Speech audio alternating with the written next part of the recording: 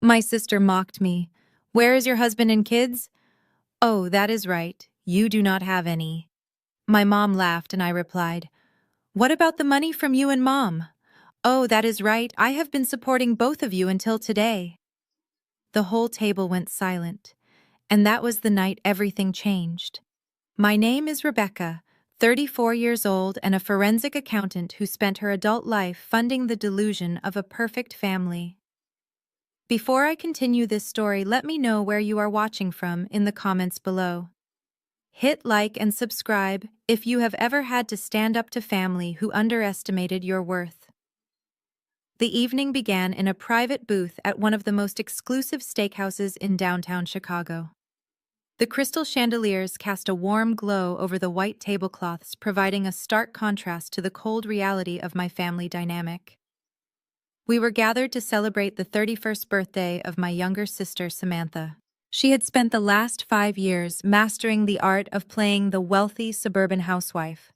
Next to her sat her husband, Terrence, a 33-year-old African-American man who loved introducing himself to strangers as a venture capitalist. He wore a custom-tailored suit and possessed a charismatic smile that he used to charm everyone. My mother, Brenda, absolutely adored him, viewing him as the perfect son-in-law she always deserved.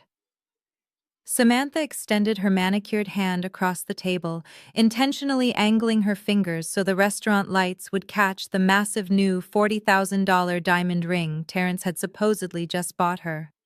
She sighed dramatically, looking at my bare hands resting on the table. It is just such a shame you have to work so hard all the time, Rebecca.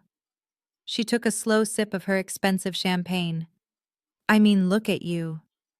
34 years old, no husband, no kids. Just endless spreadsheets and corporate fraud investigations. I do not know how you wake up in the morning without feeling completely empty. Terrence chuckled softly, adjusting his flashy designer watch, while my mother chimed in with her usual cruel tone. Do not be too hard on your sister Samantha. Numbers do not talk back or ask for a warm embrace at night. She has made her bed with her little career.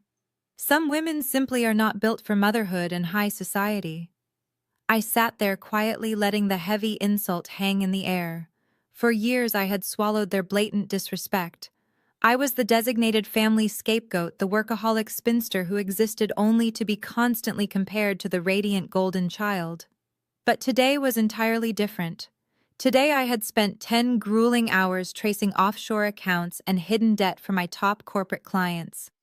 During my lunch break, I decided to apply those exact same forensic accounting skills to my own family finances. The discoveries I made were utterly sickening. I placed my linen napkin neatly on the table and picked up my glass of sparkling water.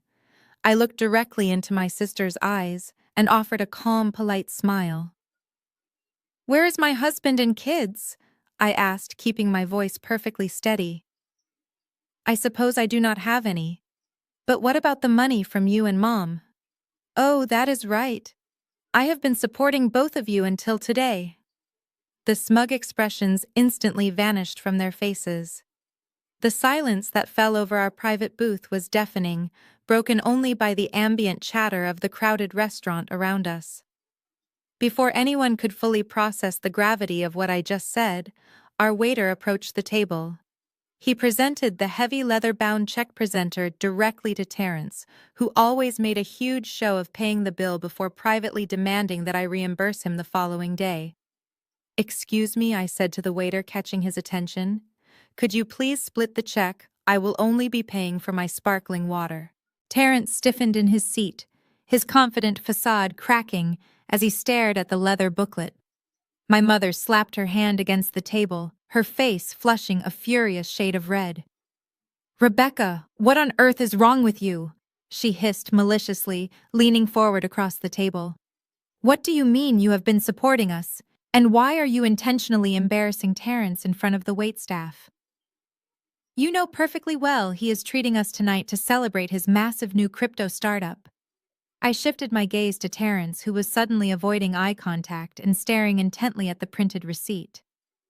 The dinner bill was easily over $4,000, filled with imported Wagyu beef, rare black truffles, and multiple bottles of high-end wine.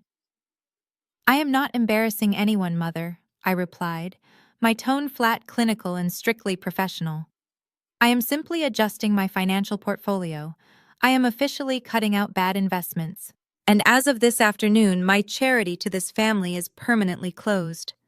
My mother stared at me for a long, heavy second before letting out a sharp, condescending laugh.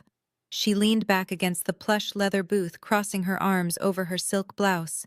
"You are being absolutely ridiculous, Rebecca," she sneered, her voice dripping with pity. "Cut us off.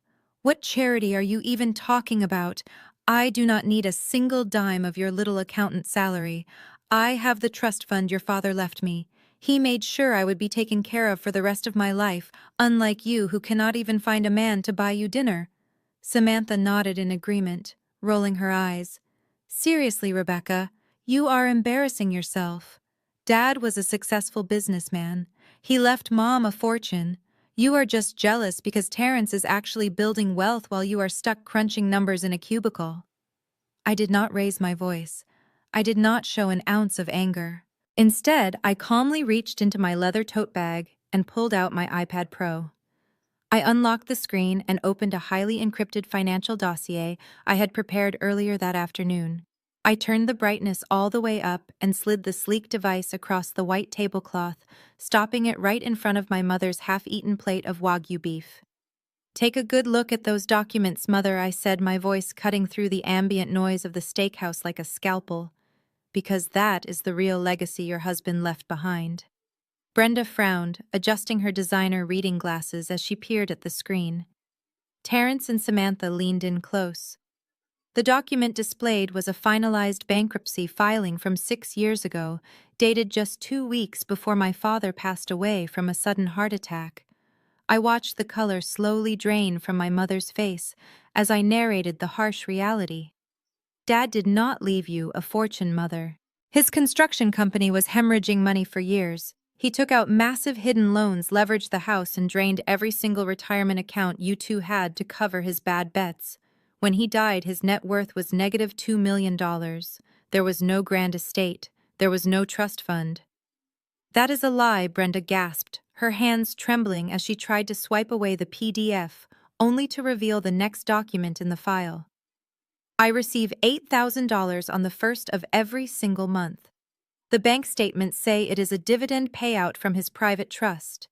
I have the paperwork to prove it." "You have the paperwork that I fabricated for you," I corrected her coldly. "I am a forensic accountant, Mother. My entire career is built on hiding, finding, and structuring money. 6 years ago, when the creditors came knocking to seize your home and leave you on the street, I stepped in. I negotiated the debts down. And to protect your fragile ego, I set up a shell account that disguised my own money as a monthly dividend from Dad." Samantha let out a loud scoff. "You are insane. You do not make enough to give Mom $8,000 a month. That is almost $100,000 a year." I turned my gaze to my sister, letting the full weight of my resentment surface. "I do make that much, Samantha. In fact, I make significantly more. But you never noticed because I live in a modest apartment and drive a 5-year-old Honda. I work 80-hour weeks auditing corrupt multinational corporations, digging through thousands of spreadsheets, until my eyes bleed, missing holidays and weekends. I sacrificed my youth, my social life, and my peace of mind so that Mother could keep her country club membership and you could pretend you still belong to high society." Terrence cleared his throat, suddenly looking very nervous. "Now wait a minute. Rebecca, let us not say things we cannot take back. If what you are saying is true, we should discuss this privately as a family." "We are not a family, Terrence," I replied sharply. "A family does not mock the person keeping a roof over their head. A family does not sit at a $4,000 dinner and ridicule the woman funding their entire existence. Every designer outfit you two are wearing, every spa day, Mother enjoys every tank of gas in that new Porsche you boast about. It was all subsidized by my blood, sweat, and tears." My mother was hyperventilating now, staring at the banking app I had just opened on the iPad screen. It showed the active recurring transfer mandate.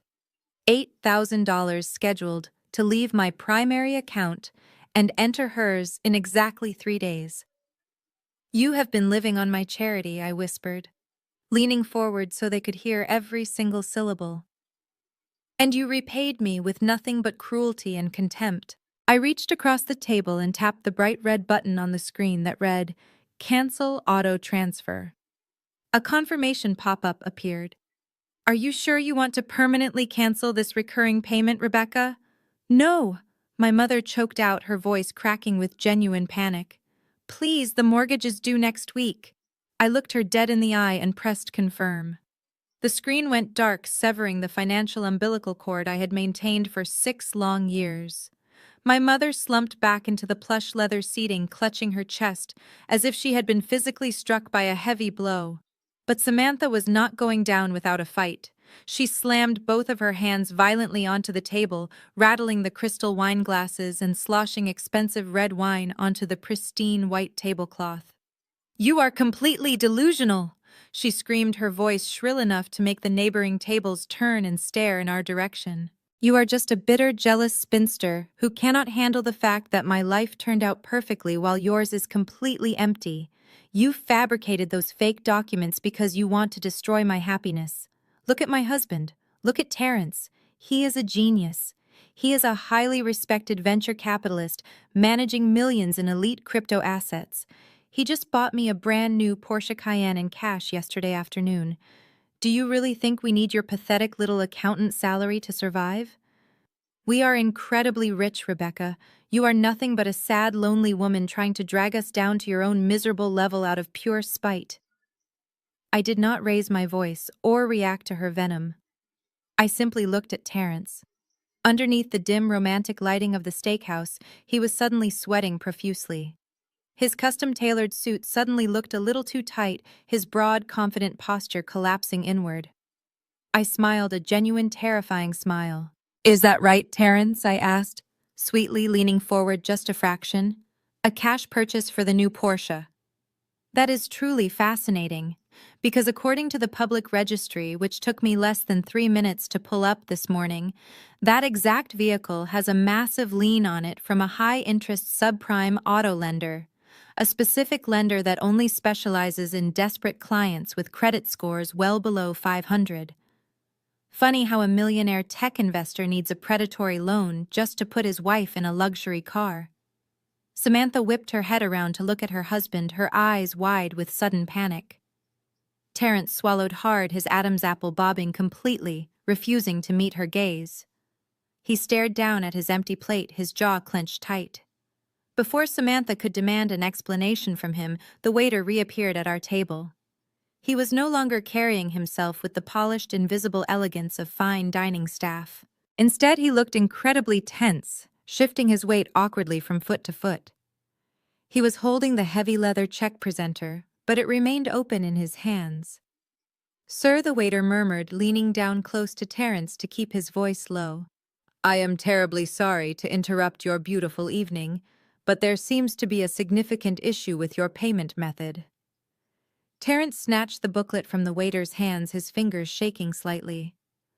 What are you talking about? He snapped, trying to project authority but failing miserably. That is an exclusive black card. There are no limits on that account. Run it again right now. Your machine must be broken. I have already run it 3 separate times, sir. The waiter replied, his voice tightening with frustration. The system is returning a hard decline every single time. The bank issuer specifically flagged the transaction for insufficient funds. And I must also inform you that the secondary card you provided earlier has also been declined for the exact same reason. Samantha let out a loud, theatrical gasp. Terrence, what is he talking about? She demanded, her manicured nails digging sharply into his arm. Tell him to fix it. Tell him who you are. Terrence fumbled desperately through his designer leather wallet, pulling out 2 more credit cards and shoving them blindly at the waiter. Try these, he ordered, his voice cracking with panic. Just run them both. Split the bill if you have to. Do whatever it takes. The waiter sighed heavily and walked back toward the serving station. My mother was practically hyperventilating now, alternating between glaring at me with pure hatred and staring in sheer terror at her son-in-law. The grand illusion was shattering right before their eyes. Less than 2 minutes later, the waiter returned. This time, he was not alone. He was accompanied by the general restaurant manager, a tall, imposing man in a sharp tuxedo who did not look amused in the slightest. The manager placed the stack of plastic credit cards firmly on the center of the table. "Ladies and gentlemen," the manager began, his tone perfectly polite but laced with pure steel. "Every single card provided has been declined. Several of them are actually showing up as canceled by the issuer due to severe delinquency. Your total bill for this evening is $4,215. Terrence stood up, trying to puff out his chest and salvage his pride. "Listen here," he stammered defensively. "I am a major venture capital investor in this city. There is clearly a banking error going on with my portfolio tonight. I will call my wealth manager in the morning and have this sorted out immediately. Just send me an invoice." "We do not send invoices to first-time guests, sir," the manager replied sharply, crossing his arms. "This is a business, not a charity. I need a valid form of payment right now. If you cannot settle this bill immediately, I will have absolutely no choice but to lock the front doors and call the Chicago Police Department to report a theft of services." Section 4, 800 words. Terrence's jaw dropped, his eyes darting frantically between the imposing restaurant manager and the stack of useless plastic on the table. "But this is a simple banking error," he stammered, his voice rising in an embarrassing squeak that completely shattered his suave venture capitalist persona. "There has to be a system glitch. Do you have any idea who I am? I manage a crypto portfolio worth millions. You cannot threaten me with the police over a minor misunderstanding." The manager did not blink. His posture remained rigidly professional, but his tone was icy.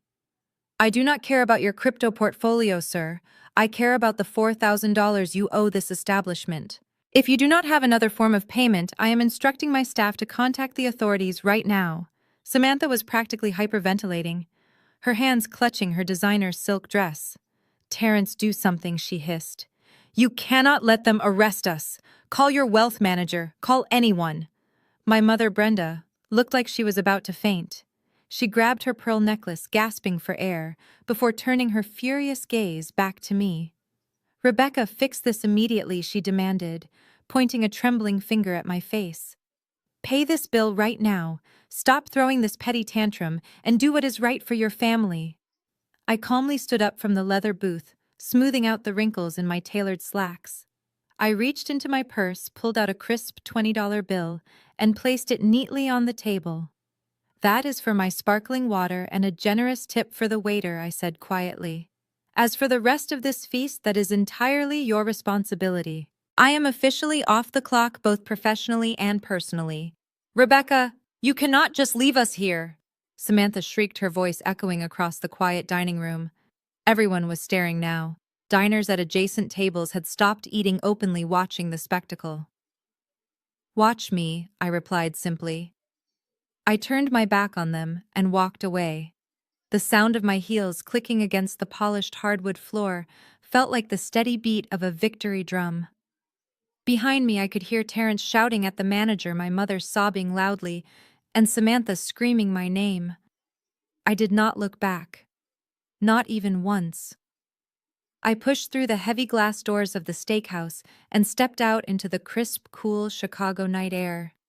For the first time in 6 years, the crushing weight I had been carrying on my shoulders was gone. I took a deep breath, inhaling the city breeze, and felt an overwhelming sense of absolute freedom. I walked 2 blocks to the parking garage where I had left my 5-year-old Honda. It was not a luxury vehicle, but it was mine, fully paid off, and it did not have a predatory lien attached to it. I climbed into the driver's seat, started the engine, and pulled out onto the busy city streets. Before I even reached the expressway, my phone began to vibrate violently in the cup holder. It buzzed continuously, lighting up the dark interior of the car. I ignored it until I was safely parked in the secure garage of my downtown condo building. When I finally picked up the device, I had 17 missed calls and 5 lengthy voice notes, all from my mother. I locked my car doors, leaned back in the seat, and pressed play on the first audio message. Brenda's voice blasted through the phone speaker, distorted by her own rage and panic. "You are an absolute monster, Rebecca," she screamed through the audio file. "How could you abandon your own flesh and blood like that?" The police came. They escorted us into the back office like common criminals. Terrence had to surrender his Rolex watch as collateral just to keep us out of handcuffs. "You humiliated us in front of the entire city." I tapped the next voice note. Her tone shifted from anger to desperate delusion. "I know you did something to Terrence's bank accounts, Rebecca. You are a forensic accountant. You know how to hack into these systems. You froze his money just to make him look bad, did you not? You need to fix this right now. You need to turn my dividend transfer back on, and you need to wire Terrence the money for that dinner. If you do not fix this by tomorrow morning, I will never forgive you. I will disown you completely." I let out a dry, humorless laugh. She was threatening to disown the only person keeping her out of a homeless shelter. The sheer audacity was almost impressive. As I stepped out of the car and headed toward the elevator, a new notification popped up on my screen. It was a text message from Samantha. I stopped walking and read the words glowing in the dim light of the parking garage. "You are dead to us, Rebecca. Terrence is bringing his lawyers tomorrow morning. You are going to pay for humiliating us, and we are going to take everything you have."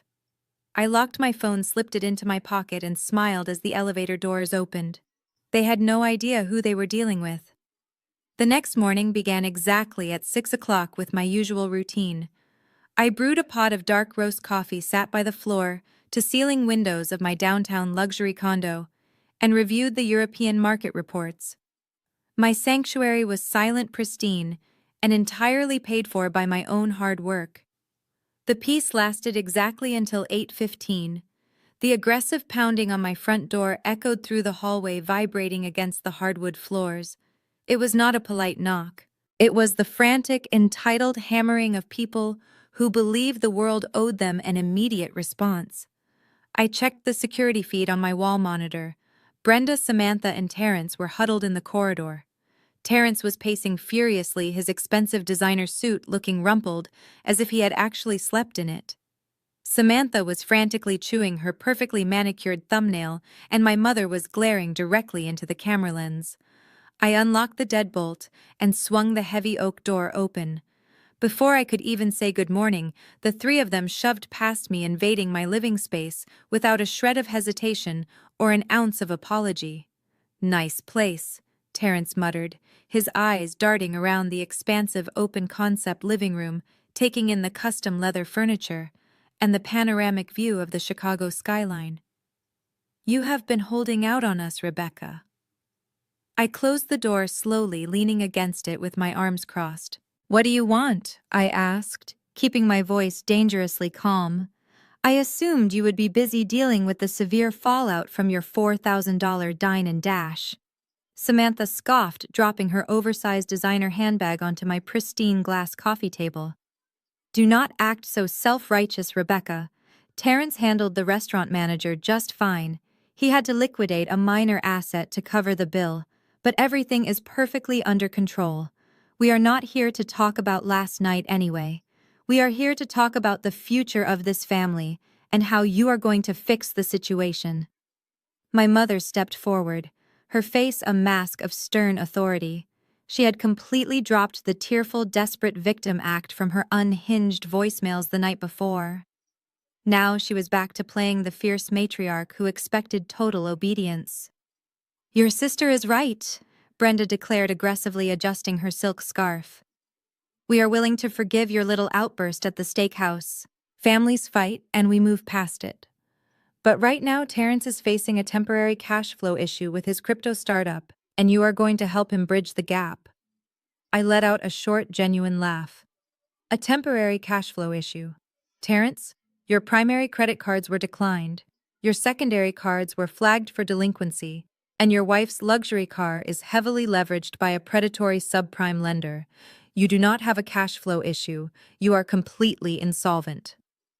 Terrence clenched his jaw, his dark eyes flashing with sudden anger. He stepped closer to me, trying to use his height to physically intimidate me. You do not understand how high-level venture capital works, he spat, attempting to regain his misplaced authority. My assets are tied up in digital currency ledgers and international offshore expansion projects. I have a massive payout coming in less than 90 days from an institutional investor. But the traditional banks are being incredibly difficult about short-term liquidity. I need capital right now to keep the servers running, the developers paid, and the company afloat. Samantha rushed to his side, linking her arm tightly through his. It is a guaranteed return, Rebecca. Terrence just needs a small bridge loan to get through the month. $300,000. I stared at her, genuinely amazed by the sheer magnitude of her delusion. $300,000, I repeated slowly. And exactly where do you expect me to get $300,000 in liquid cash on a random Tuesday morning? My mother smiled, a cold, calculated expression that made my stomach turn. You do not need liquid cash, she said smoothly. You own this luxury condo. We already checked the county property records online. You have no mortgage on this place.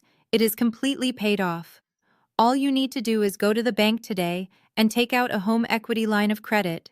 You pull the equity out of your condo, wire the $300,000 to Terrence's business account, and he will pay you back with 20% interest by the end of the quarter. It is the absolute least you can do after lying to us about your massive income for 6 years. The absolute audacity of the demand hung heavy in the quiet air of my living room. They wanted me to leverage my home, my sanctuary, the single most valuable asset I owned, to fund a failing crypto scheme run by a man who could not even afford a steak dinner.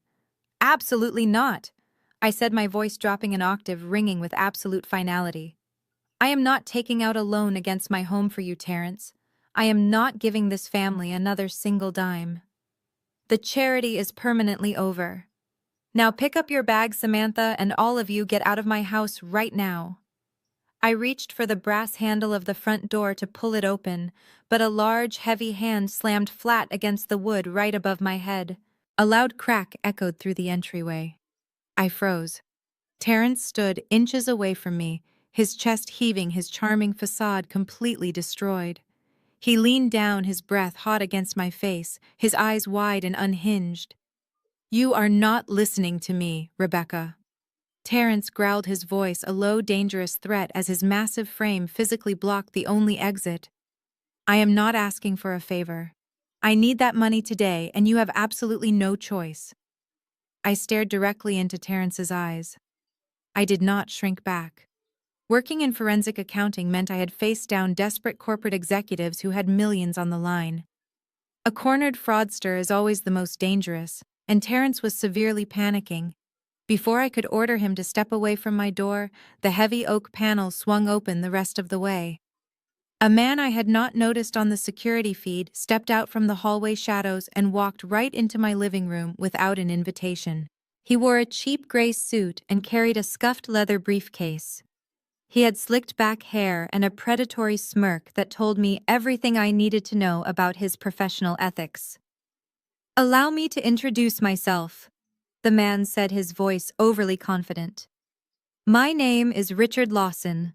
I am the legal counsel representing Terrence and Samantha. And your brother-in-law is absolutely correct.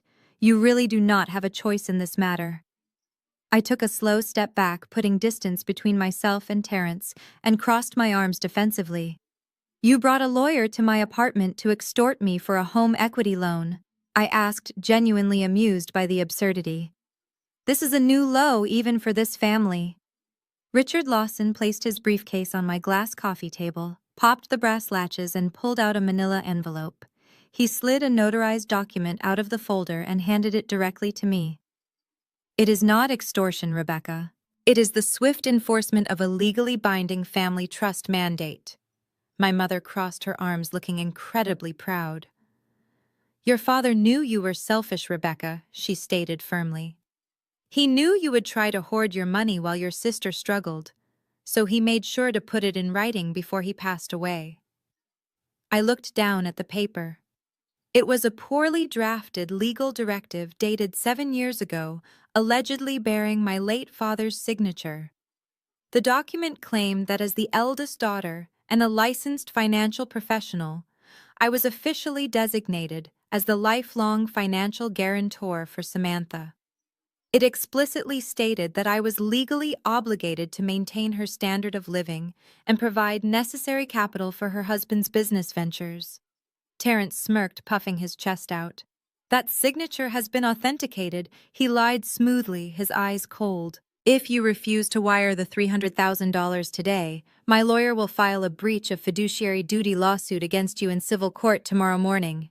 Richard Lawson nodded enthusiastically, tapping the forged paper. We will not just sue you for the money, Rebecca. We will file a formal complaint with the State Accounting Board. We will attach this mandate to a petition to temporarily freeze your certified public accountant license pending an exhaustive investigation into your financial malpractice. You will not be able to work, you will not be able to sign off on corporate audits, and your career will be over. Samantha stepped forward, her eyes gleaming with triumphant malice. Just sign the loan paperwork, Rebecca. It is only $300,000. You will make it back in a few years with your salary. Why throw away your entire career just because you are too stubborn to help your sister? I stood in the center of my living room holding the forged document. I looked at my mother, who was nodding in agreement. I looked at Samantha, who genuinely thought she had finally won. And I looked at Terrence, who was sweating profusely, but smiling, convinced his pathetic intimidation tactics had broken my spirit. I did not flinch. I did not yell. I simply handed the piece of paper back to the sleazy lawyer. The signature is traced from his old driver license, I noted clinically, and the notary stamp is from a firm that was dissolved 3 years ago. Submitting this to a judge would be an automatic felony for forging a legal instrument. But honestly, Terrence, I am actually much more interested in why you need this cash so desperately today. Terrence scoffed, rolling his eyes as his facade slipped slightly. I already told you. My crypto startup needs temporary liquidity. I reached into the pocket of my slacks and pulled out my phone. I unlocked the screen and opened an audio file I had received from a private investigator I kept on retainer. Is that so? I asked sweetly. Because that is not what you were screaming about behind a warehouse in the industrial district 2 nights ago. I pressed play and turned the volume all the way up. The pristine silence of my luxury condo was instantly shattered by the sound of Terrence crying. Not just crying, but violently sobbing and begging for his life. Please, man, just give me 1 week. Terrence's voice screamed through the phone speaker, accompanied by the heavy sound of someone being shoved hard against a brick wall. I swear I will get you the 300 grand. My sister-in-law is loaded. I will force her to give me the cash. Just put the gun away. Please, do not hurt me. I paused the recording and looked up. The smug smiles had completely vanished from their faces. Terrence took a sudden stumbling step backward, his expensive leather shoes squeaking against the polished hardwood floor. All the color drained from his face, leaving him looking hollow and terrified. The sleazy lawyer Richard Lawson suddenly found the ceiling of my apartment fascinating quietly, stepping away from the coffee table. He was a bottom feeder, but even he knew when a client had just committed a massive unforced error. Samantha stared at her husband, her brow furrowed in deep confusion. Terrence, who was that on the recording? She asked, her voice trembling slightly. Why were you begging someone not to shoot you? What loan shark is she talking about? Terrence opened his mouth, but only a pathetic raspy sound came out. He swallowed hard, desperately trying to formulate another lie. It is nothing, babe, he finally stammered, holding his hands up defensively. It is just a highly aggressive private equity firm. They use heavy-handed collection tactics. It is standard in the crypto industry. Rebecca is just trying to manipulate you. I smiled, shaking my head at his sheer dedication to the delusion. Standard industry tactics, I asked rhetorically. They were threatening to put a bullet in your kneecaps over $300,000, Terrence. But the most tragic part of this entire situation is not that you are drowning in debt to violent criminals. The real tragedy is what you actually spent the money on. I walked over to my console table, picked up a thick manila folder, and tossed it onto the glass coffee table right next to Richard Lawson's forged document. It landed with a heavy, satisfying thud. "I am a forensic accountant, Samantha," I said, turning my attention completely to my sister. "When I traced Terrence's accounts yesterday, I did not just look at his fake corporate ledgers. I looked at your joint checking account, the one you use for the mortgage on your mansion." Samantha looked down at the folder, then back at me, her eyes wide with a creeping sense of dread. "What is in there, Rebecca?" she whispered. "I suggest you open it," I replied calmly. Samantha reached out with trembling hands. She flipped the folder open. Inside were copies of wire transfers, hotel receipts, and screenshots of high-end boutique purchases. I watched her perfectly made-up face contort in horror as her eyes scanned the highlighted lines of financial data. "Over the past 6 months, Terrence has systematically drained $50,000 from your joint account." I explained, my voice steady and clinical. "He did not invest it in digital currency. He did not use it to pay his developers. He wired it directly to a 22-year-old woman who goes by the online handle Sugar Baby Mia." Terrence lunged forward, trying to snatch the folder away from his wife. "Do not look at that, Samantha. It is fabricated. She photoshopped all of it." Samantha snatched the folder out of his reach, her eyes darting across a specific receipt. A lease agreement for a luxury penthouse in downtown Miami, a Cartier bracelet, a first-class ticket to the Bahamas, all paid for with funds from the account she thought was holding their life savings. "You bought her a Cartier bracelet," Samantha shrieked, her voice cracking with pure agony. "We are about to lose our house and you spent $50,000 on a mistress." Without a second of hesitation, Samantha raised her hand and slapped Terrence across the face. The sharp cracking sound echoed loudly through the living room. Terrence stumbled back, clutching his cheek, his eyes wide with shock. "You lying, cheating coward!" Samantha screamed, tears streaming down her face, completely ruining her expensive makeup. "I defended you. I came here to beg my sister for money to save your business, and you have been funding some college girl's luxury lifestyle." I stood silently watching the grand illusion of the golden child's perfect marriage crumble to dust. But the victory was interrupted by my mother. Brenda rushed forward, shoving Samantha aside, and stood protectively in front of Terrence. She turned to face me, her eyes burning with an irrational, misplaced fury. "How dare you, Rebecca?" my mother hissed, pointing an accusing finger at my chest. "How dare you do this to your sister?" I blinked, genuinely caught off guard by her sheer audacity. "How dare I asked. "Mother, he just stole $50,000 from his own wife to pay a mistress, and he is trying to extort me to pay off a loan shark." "That does not matter," Brenda screamed, her face red with rage. "You are deliberately trying to ruin a marriage. You dug up all this garbage just to humiliate him because you are bitter and alone. Terrence is a man under an immense amount of pressure. Men make mistakes when they are stressed. If you had just given him the money in the first place, he would not have needed to look for comfort outside his home." I stared at her, completely astounded. She was actually blaming me for her son-in-law's infidelity. "You have the money, Rebecca," Brenda continued, her voice rising to a hysterical pitch. "You could fix all of this right now. Write the check for $300,000, pay off those aggressive investors, and let Terrence and Samantha go to couples counseling to heal their family. You are destroying this family over a few pieces of paper." Richard Lawson, the sleazy lawyer, quietly closed his briefcase. "I think I am going to leave now," he muttered quickly, heading for the door. I looked at my mother, then at my sobbing sister, and finally at Terrence, who was hiding behind his mother-in-law like a frightened child. The sheer toxicity of these people was suffocating. "Get out of my apartment," I commanded, pointing straight at the open doorway. "All of you. Right now. If you are not in the hallway in 5 seconds, I am calling building security, and they will physically drag you out." Brenda opened her mouth to argue. She wanted to have the last word, as she always did, but the cold, dead look in my eyes finally made her stop. She grabbed her purse, shooting me a look of pure hatred before marching out the door. Samantha followed closely behind, still sobbing into her hands, completely shattered by the reality of her husband's infidelity. Terrence lingered for a fraction of a second, his eyes darting toward the folder on the coffee table. "Leave it," I warned him sharply. "I have digital backups sent to 3 secure servers." Terrence swallowed hard, his jaw tight, and backed out into the hallway. I slammed the heavy oak door shut and immediately threw the deadbolt.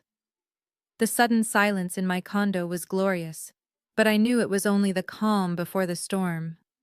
When you corner toxic people, they do not reflect on their mistakes, they retaliate.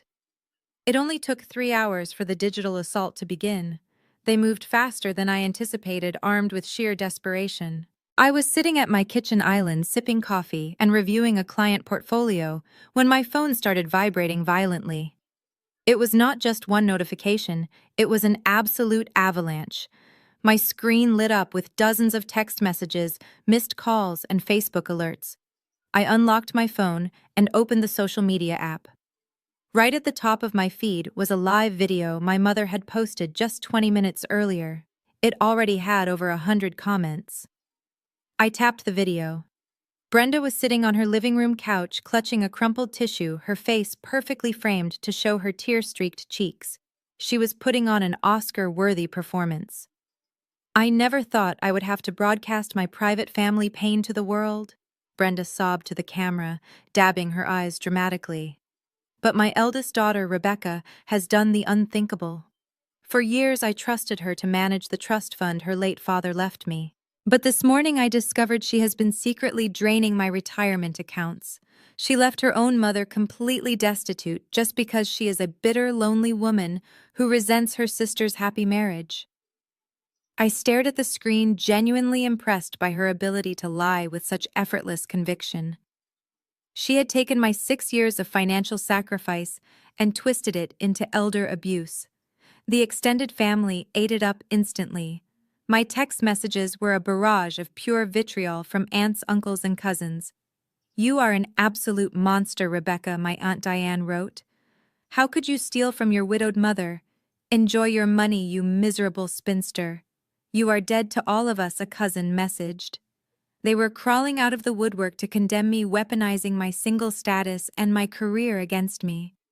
In their eyes, the successful unmarried woman was the perfect villain, while the weeping mother and the glamorous younger sister were the tragic victims. They did not ask for my side of the story, they just wanted a target.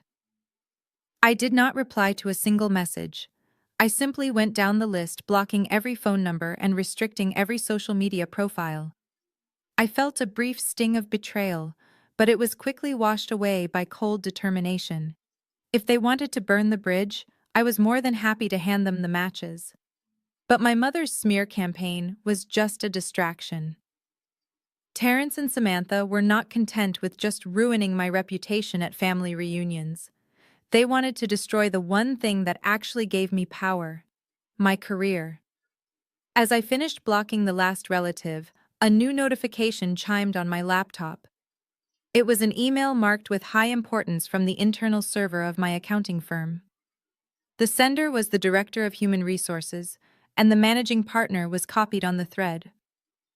I opened the email, my eyes scanning the crisp corporate text. The subject line read, "Urgent disciplinary meeting required immediately." "Rebecca," the email began, "please report to the main conference room at 8 o'clock tomorrow morning. We have received an anonymous whistleblower tip containing detailed financial logs that accuse you of embezzling corporate funds from one of our largest clients. Your system access has been temporarily suspended, pending a full internal investigation." I leaned back in my chair, staring at the screen. Terrence had made his move, and he was playing a dangerous game. I arrived at the towering glass and steel building of my accounting firm exactly at 7:45 the next morning. When I swiped my security badge at the main turnstile, the scanner blinked a solid red. The security guard, a man who had greeted me every morning for the past 5 years, looked away uncomfortably as he manually buzzed me through the gate. My system access was indeed completely suspended. I was essentially a ghost in my own workplace. I took the executive elevator to the top floor and walked straight into the main glass-walled conference room. Sitting at the long mahogany table were David, the director of human resources, and Thomas, the senior managing partner of the firm. Neither of them offered a polite smile or a standard morning greeting. The atmosphere in the room was incredibly dense, suffocating under the heavy weight of severe corporate liability. "Have a seat," Rebecca Thomas said, his voice flat and strictly professional. He did not look at me with the usual respect he reserved for his top forensic investigator. He looked at me like I was a massive legal threat to his entire company. I sat down, folding my hands neatly on the polished wood. David cleared his throat and slid a thick leather-bound folder across the large table toward me. "Late last night, our external corporate compliance portal received a highly detailed whistleblower submission." David explained, his tone completely devoid of warmth. "The documents inside that folder allege that over the past 8 months, you have been systematically diverting funds from one of our largest international logistics clients. The anonymous tipster claims you authorized a series of fraudulent offshore wire transfers routing millions in corporate funds into a private shell account registered under your name in the Cayman Islands." I opened the folder and slowly turned the crisp pages. I had to hand it to Terrence. He was a spectacular con artist when it came to visual formatting. The printed spreadsheets looked incredibly official at first glance. There were fake transaction identification numbers, manipulated client ledgers, and forged authorization signatures that looked remarkably like mine. He had spent hours crafting this elaborate lie. His strategy was brutally obvious. By framing me for massive corporate embezzlement, Terrence intended to get me fired, blacklisted from the financial industry, and potentially indicted by federal authorities. He figured that once I lost my lucrative salary and faced utter ruin, I would be desperate enough to beg my family for help. He expected me to cave to the pressure, agree to leverage my condo, and hand him the $300,000 to make the anonymous tipster miraculously disappear. It was textbook blackmail from a desperate man. Unfortunately for Terrence, he was a failing crypto scammer trying to outsmart a seasoned forensic accountant. "These are very serious allegations," Rebecca Thomas said, leaning forward and resting his elbows heavily on the table. "If these wire transfers are verified by our internal audit team, we will have absolutely no choice but to terminate your employment immediately and hand this entire file over to the authorities." I did not panic. I did not raise my voice in righteous indignation. Instead, I let out a soft, genuine laugh that echoed strangely in the tense, silent conference room. Thomas frowned deeply, clearly taken aback by my calm reaction. "Do you find corporate fraud amusing?" he asked sharply, his patience wearing thin. "Not at all, Thomas," I replied calmly, tapping my index finger against the fabricated ledger. "I find amateur hour amusing." "Have you actually looked at the routing numbers on these alleged offshore transfers?" David and Thomas exchanged a quick, uncertain glance across the table. I flipped the heavy binder around and pushed it back toward the managing partner. "Look closely at line 42. The routing number listed for the Cayman Island Bank contains 11 numeric digits. International wire transfers use specific codes containing both letters and numbers. Furthermore, the transaction hash listed right next to it is formatted exactly like a blockchain ledger entry. Traditional international banks do not use crypto transaction hashes for standard corporate wire transfers." Thomas adjusted his glasses, peering closely at the printed document. He was a brilliant accountant, but he had been temporarily blinded by the initial shock of the severe accusation. As he scrutinized the numbers, his rigid posture began to relax slightly.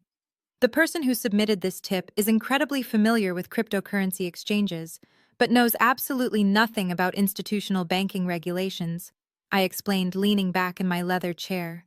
"It is a fabricated smear campaign designed to extort me over a personal family matter. But we cannot just dismiss an official whistleblower complaint based on a formatting error," David interjected, nervously adjusting his tie. "We still have to investigate the source of the email." I smiled at the HR director, a cold, calculating smile that made him shift uncomfortably in his seat. "You do not have to investigate the source, David, because I already did. When the anonymous email hit our external server last night, my personal firewall flagged the inbound data packet. I placed a tracking software script on the IP address before they could even log off. I opened my leather briefcase, pulled out a slim blue folder, and slid it precisely across the mahogany table. Inside that folder is a complete digital forensic report, I said. The IP address used to send the whistleblower email resolves directly to a commercial suite in the financial district. A suite currently leased to a company called Apex Digital Ventures, which is the corporate shell entity owned entirely by my brother-in-law, Terrence. Thomas flipped open the blue folder. He traced the data points with his expensive silver pen. I also ran a cross-reference on the MAC address of the device used to send the email. I continued. It matches the exact hardware profile of the laptop Terrence used to log into my home network 6 months ago during a family holiday dinner. He thought he was being an untraceable criminal mastermind, but he left a digital footprint the size of a billboard. The silence in the conference room was heavy, but the tension had shifted entirely. Thomas closed the blue folder and took a deep breath. His face hardened, the initial suspicion replaced by a cold corporate fury. He is using this firm, my firm, to blackmail one of my senior investigators over a petty personal family dispute, Thomas stated, his voice dangerously quiet. Exactly, I replied. He wants you to fire me, so I become desperate enough to fund his failing crypto scheme. David, the HR director, let out a sharp breath, shaking his head in disbelief. This is incredibly severe, Rebecca. Submitting a fraudulent whistleblower complaint to a financial institution is a federal offense. We have an ethical and a strict legal obligation to report this. Thomas leaned forward, steepling his fingers on the polished wood. We will do much more than report it, Rebecca. I am offering you the full weight of our corporate litigation department. We have 30 of the most ruthless attorneys in Chicago on retainer. We will file a massive civil suit against Terrence and his company for tortious interference, defamation, and attempted corporate sabotage. We will freeze his assets by noon and bury him so deep in legal fees he will never see the light of day. I will not tolerate some amateur scam artist threatening the integrity of this firm or my best employee. It was a generous offer. With Thomas backing me, Terrence would be absolutely annihilated within the week. But I shook my head, offering a polite but firm smile. I deeply appreciate the offer, Thomas, I said smoothly. And under normal circumstances, I would gladly let our legal team tear him to pieces. But corporate litigation is too clean. It is too clinical. If you sue him, he gets to play the victim. He will spin a narrative that a massive, evil accounting firm bullied his small startup into bankruptcy. He will cry to his investors, and he will cry to my family, painting himself as a tragic martyr. Thomas raised an eyebrow, genuinely intrigued by my refusal. What exactly are you proposing, Rebecca? I want to handle him myself, I answered, keeping my tone perfectly level and absolute. I have spent the last 24 hours setting up a financial guillotine. I am going to let him put his own head in the block. When his empire collapses, I do not want it to be because of a corporate lawsuit. I want him to know it was me. I want my sister and my mother to watch the exact moment their golden ticket turns to ash, and I want them to know they brought it entirely upon themselves. I just need you to reinstate my system access and give me 48 hours of personal leave to execute the final steps. Thomas stared at me for a long moment, a slow, approving smile spreading across his face. He recognized the exact same ruthless precision that made me his top forensic accountant. He turned to the HR director. David, reinstate Rebecca immediately. Clear her schedule for the rest of the week. And Rebecca, when you finally drop the hammer on this guy, I want a front row seat to the fallout. Thank you, Thomas, I said, standing up and smoothing my slacks. I promise you the resulting audit will be a masterpiece. I gathered my folders and turned toward the glass door. I felt a surge of absolute control. I had neutralized Terrence's best offensive move without breaking a sweat. He thought he could outmaneuver me in my own arena, but all he had done was secure his own destruction. Just as I reached for the brass handle of the conference room door, my personal cell phone vibrated violently in my pocket. It was not a standard text message chime. It was the loud, piercing emergency tone I had specifically assigned to my primary credit monitoring service. I pulled the phone out and looked at the screen.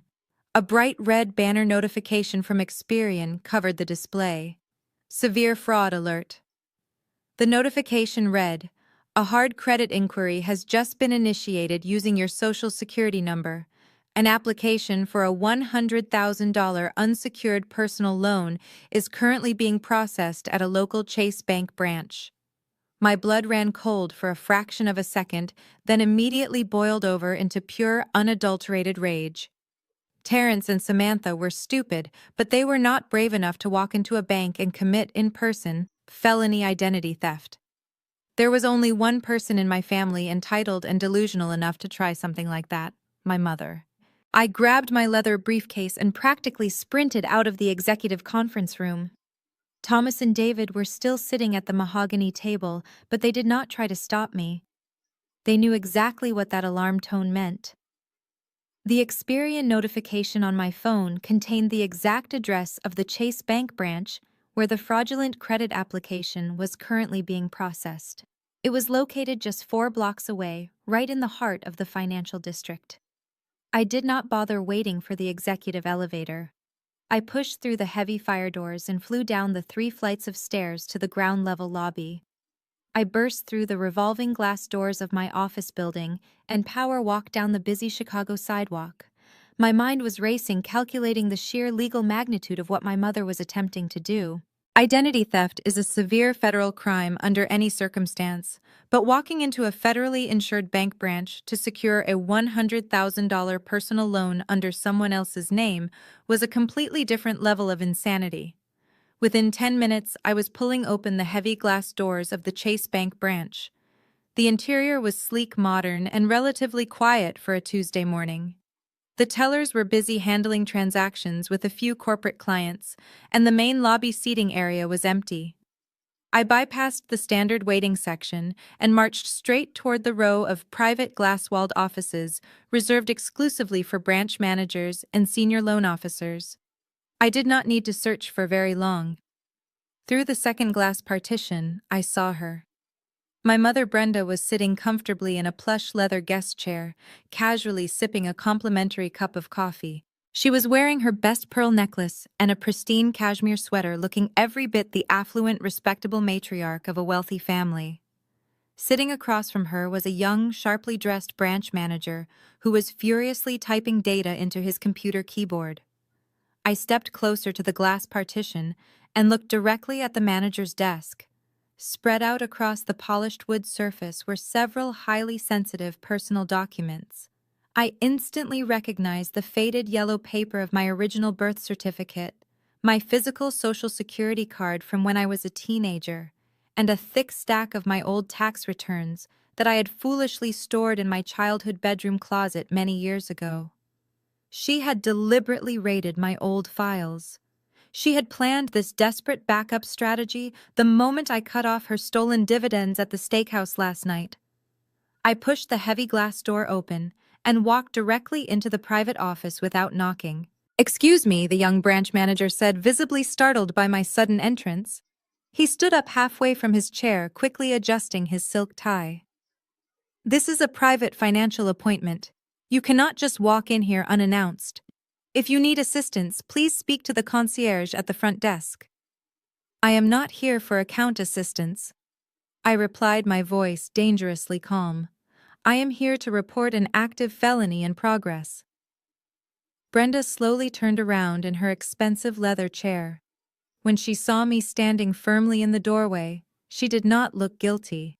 She did not panic, and she certainly did not try to snatch the stolen documents off the desk. Instead, she rolled her eyes dramatically, let out a loud sigh of pure annoyance, and took another leisurely sip of her coffee. "Really, Rebecca?" My mother snapped, her tone dripping with absolute disdain. "You are tracking my movements now. You have no respect for family boundaries whatsoever. I am in the middle of a very important financial transaction. Wait out in the lobby until I am completely finished." I looked at the young manager, who was now staring back and forth between us, completely bewildered. Sir, I said, maintaining unwavering eye contact with him. My name is Rebecca. I am a licensed forensic accountant. The woman sitting casually across from you is my mother, Brenda, and she is currently using my stolen Social Security number to fraudulently apply for a $100,000 personal loan. The manager froze entirely, his hands hovering nervously over his keyboard. The color instantly drained from his face as he looked down at the birth certificate on his desk and then back up at me. Ma'am, he stammered nervously, addressing my mother. Is this true?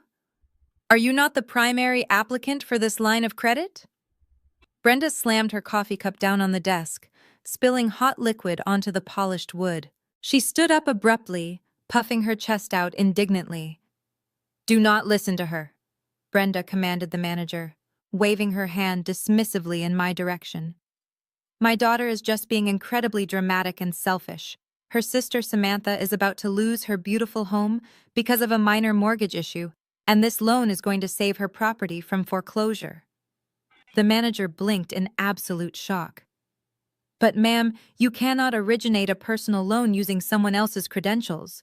That is a severe violation of federal banking laws. Brenda scoffed loudly, completely oblivious to the massive legal gravity of her reckless actions. She crossed her arms and glared at the branch manager with absolute entitlement. Do not quote the law to me, young man, she sneered arrogantly. I gave birth to her. Her credit score belongs to me. Section 12. 800 words. The young branch manager sat frozen in his chair, completely paralyzed by the sheer absurdity of my mother's statement. I gave birth to her. Her credit score belongs to me. It was a sentence so profoundly delusional that it actually took a moment for the reality of the situation to register in the quiet office. I turned my attention back to the manager, maintaining a cold, authoritative posture. Sir, I said, making sure every syllable was perfectly articulated. Under federal law, what she is attempting to do right now is identity theft. I am the sole owner of that Social Security number. I have not authorized any line of credit, and I am formally instructing you to flag this application as fraudulent immediately. Furthermore, I want a hard copy of every single document she handed to you. The manager swallowed hard and immediately began rapidly typing on his keyboard. Yes, absolutely, ma'am, he stammered. I am canceling the application right now and placing a severe security lock on your credit profile. I will also notify our internal fraud department and summon building security to formally document the incident. Brenda finally realized that her master plan was collapsing. The arrogant smirk vanished from her face, replaced by a deep, ugly shade of crimson. You cannot do this, Rebecca, she shrieked, slamming her hands down on the manager's desk. Your sister needs this money today. The bank is going to take her house. You have millions sitting around, and you will let your own flesh and blood be thrown onto the street. I did not flinch. If Samantha is losing her house, she should ask her husband where the $50,000 he spent on his mistress went, I replied calmly. Now step away from the desk, mother. Brenda let out an ear-piercing scream of pure frustration. She snatched her designer purse off the floor and stormed out of the glass-enclosed office, bursting right into the center of the quiet bank lobby. I followed closely behind her as she began her theatrical performance. Look at her, Brenda yelled at the top of her lungs, spinning around to point an accusing finger directly at me. Every teller stopped counting cash. Every corporate client turned their head. The entire Chase Bank branch fell dead silent, staring at the manic woman in the cashmere sweater. Look at my sociopathic daughter. Brenda continued to scream, tears of pure rage streaming down her face. I gave her life, and now she is trying to have me arrested just because I wanted to help her younger sister survive. She is an ungrateful, malicious monster. Two large uniformed security guards quickly marched across the polished marble floor. Ma'am, you need to lower your voice and step away from the other customers, the taller guard commanded sternly. We have already contacted the local police precinct regarding a financial fraud incident in the manager's private office. Brenda ignored the guards completely. She stepped closer to me, her face contorted with absolute hatred. "You are going to die alone, Rebecca," she hissed venomously, making sure the entire lobby could hear her. "No man will ever want you. No child will ever love you. You will sit in your cold, empty condo with your spreadsheets until the day you die completely alone."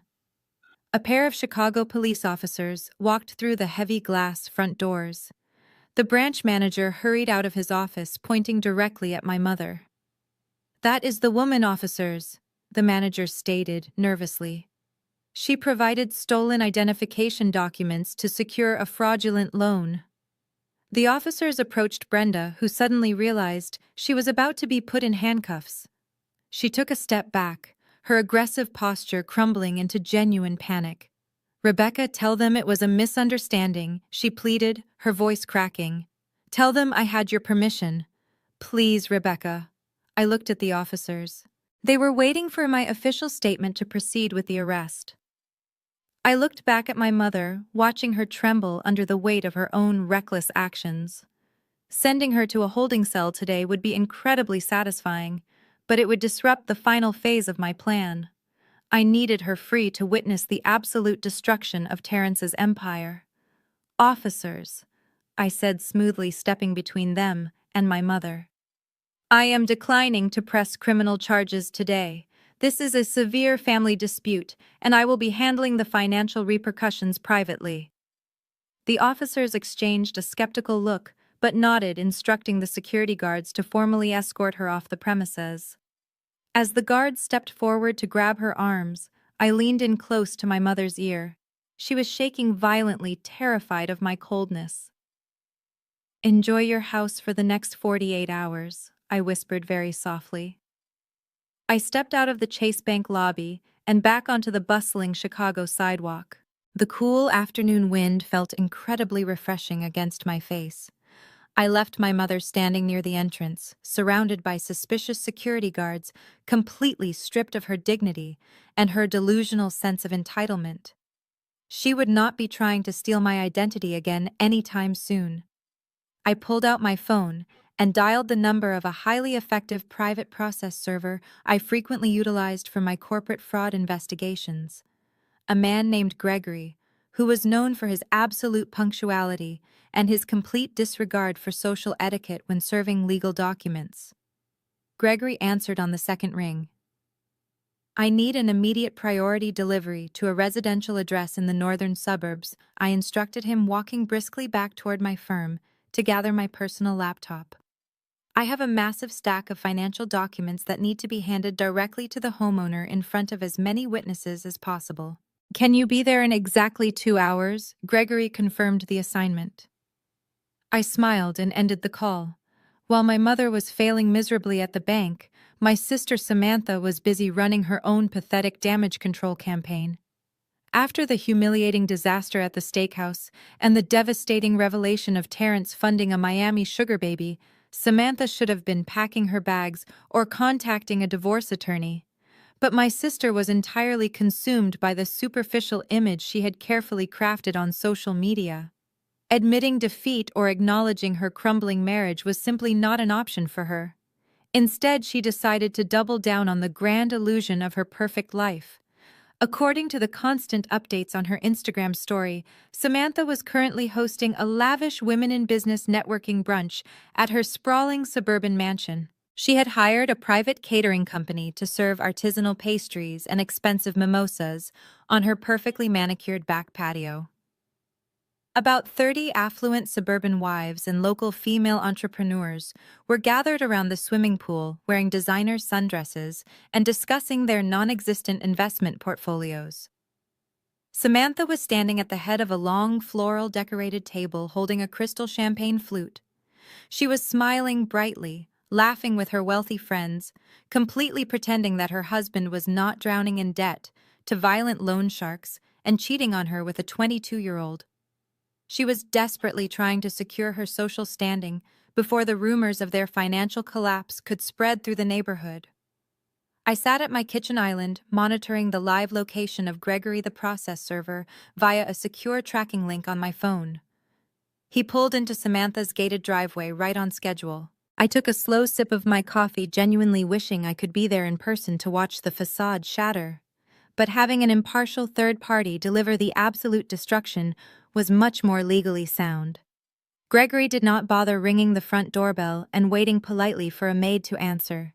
He walked straight around the side of the sprawling brick house, pushed open the wrought iron gate, and marched directly onto the crowded back patio.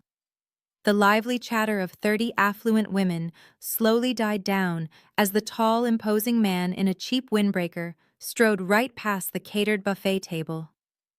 Samantha froze mid-laugh, her champagne flute hovering near her lips. She stared at Gregory with a mixture of profound confusion and rising panic. "Excuse me," Samantha snapped quickly, trying to regain her authoritative posture in front of her elite social circle. "Who are you?" "You are trespassing on private property. The catering staff is supposed to use the side entrance." Gregory stopped right in front of her, completely unfazed by her sharp tone or the audience of wealthy women staring at him. "Are you Samantha?" he asked in a loud, booming voice that echoed clearly across the swimming pool. "Yes, I am," she answered defensively, her perfectly contoured face tightening with anxiety. "But I demand to know who let you back here." Gregory reached into his messenger bag and pulled out a massive 2-inch thick stack of legal documents bound by heavy rubber bands. He slammed the heavy stack directly onto the floral centerpiece of the dining table, right next to Samantha's expensive champagne. "You have been served," Gregory announced loudly. Samantha dropped her glass. It shattered against the stone patio, spilling champagne everywhere. Several women gasped, stepping back from the table. Samantha stared at the towering stack of papers, her hands trembling uncontrollably as she reached out to read the bold black lettering on the very top page. It was not just a standard civil lawsuit. The first document was a formal notice of immediate foreclosure from my private asset management company. And right beneath it was a severe certified audit notification from the Internal Revenue Service demanding immediate payment and threatening criminal tax evasion charges for 5 years of completely unpaid federal taxes. Samantha stared at the bold black letters, all the color instantly draining from her perfectly contoured face. The lively chatter on the back patio died abruptly. The silence was deafening, broken only by the whispers of the 30 affluent women who had just witnessed the absolute destruction of her carefully curated social standing. Within 60 seconds, the women began making awkward, hasty excuses. They grabbed their designer purses and rushed toward the side gate, eager to distance themselves from a toxic, radioactive financial disaster. Samantha did not even try to stop them. She collapsed into a wrought iron patio chair, her hands shaking violently as she frantically dialed Terrence. I knew exactly how Terrence would react to the devastating news. A logical, rational man would immediately hire a bankruptcy attorney and prepare to surrender his assets. But Terrence was a chronic narcissist running a failing Ponzi scheme. When a scam artist is pushed to the absolute edge of a cliff, they do not surrender to the authorities. They double down on the delusion. He needed hundreds of thousands of dollars immediately to pay off his violent loan sharks, stall the federal tax auditors, and stop the foreclosure of his suburban mansion.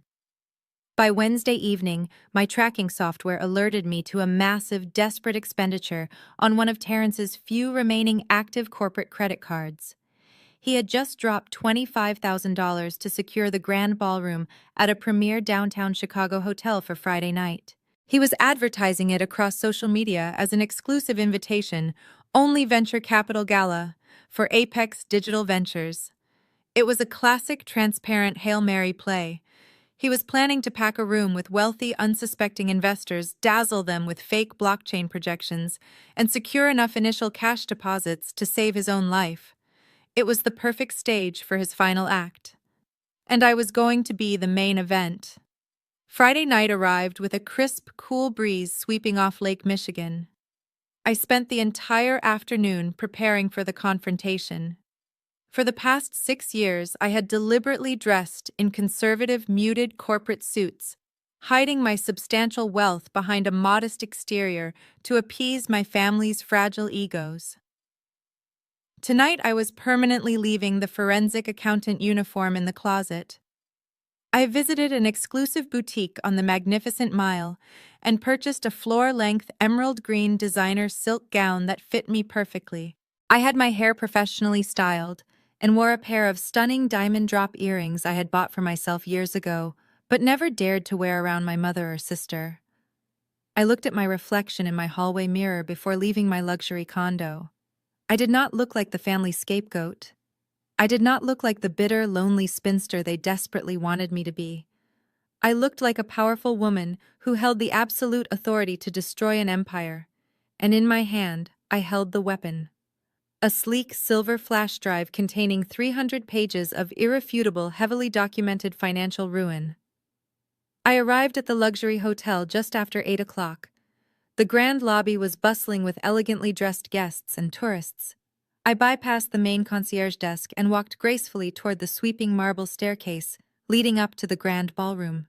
At the top of the stairs, two private security guards hired by Terrence stood firmly behind a red velvet rope, meticulously checking names off a digital tablet.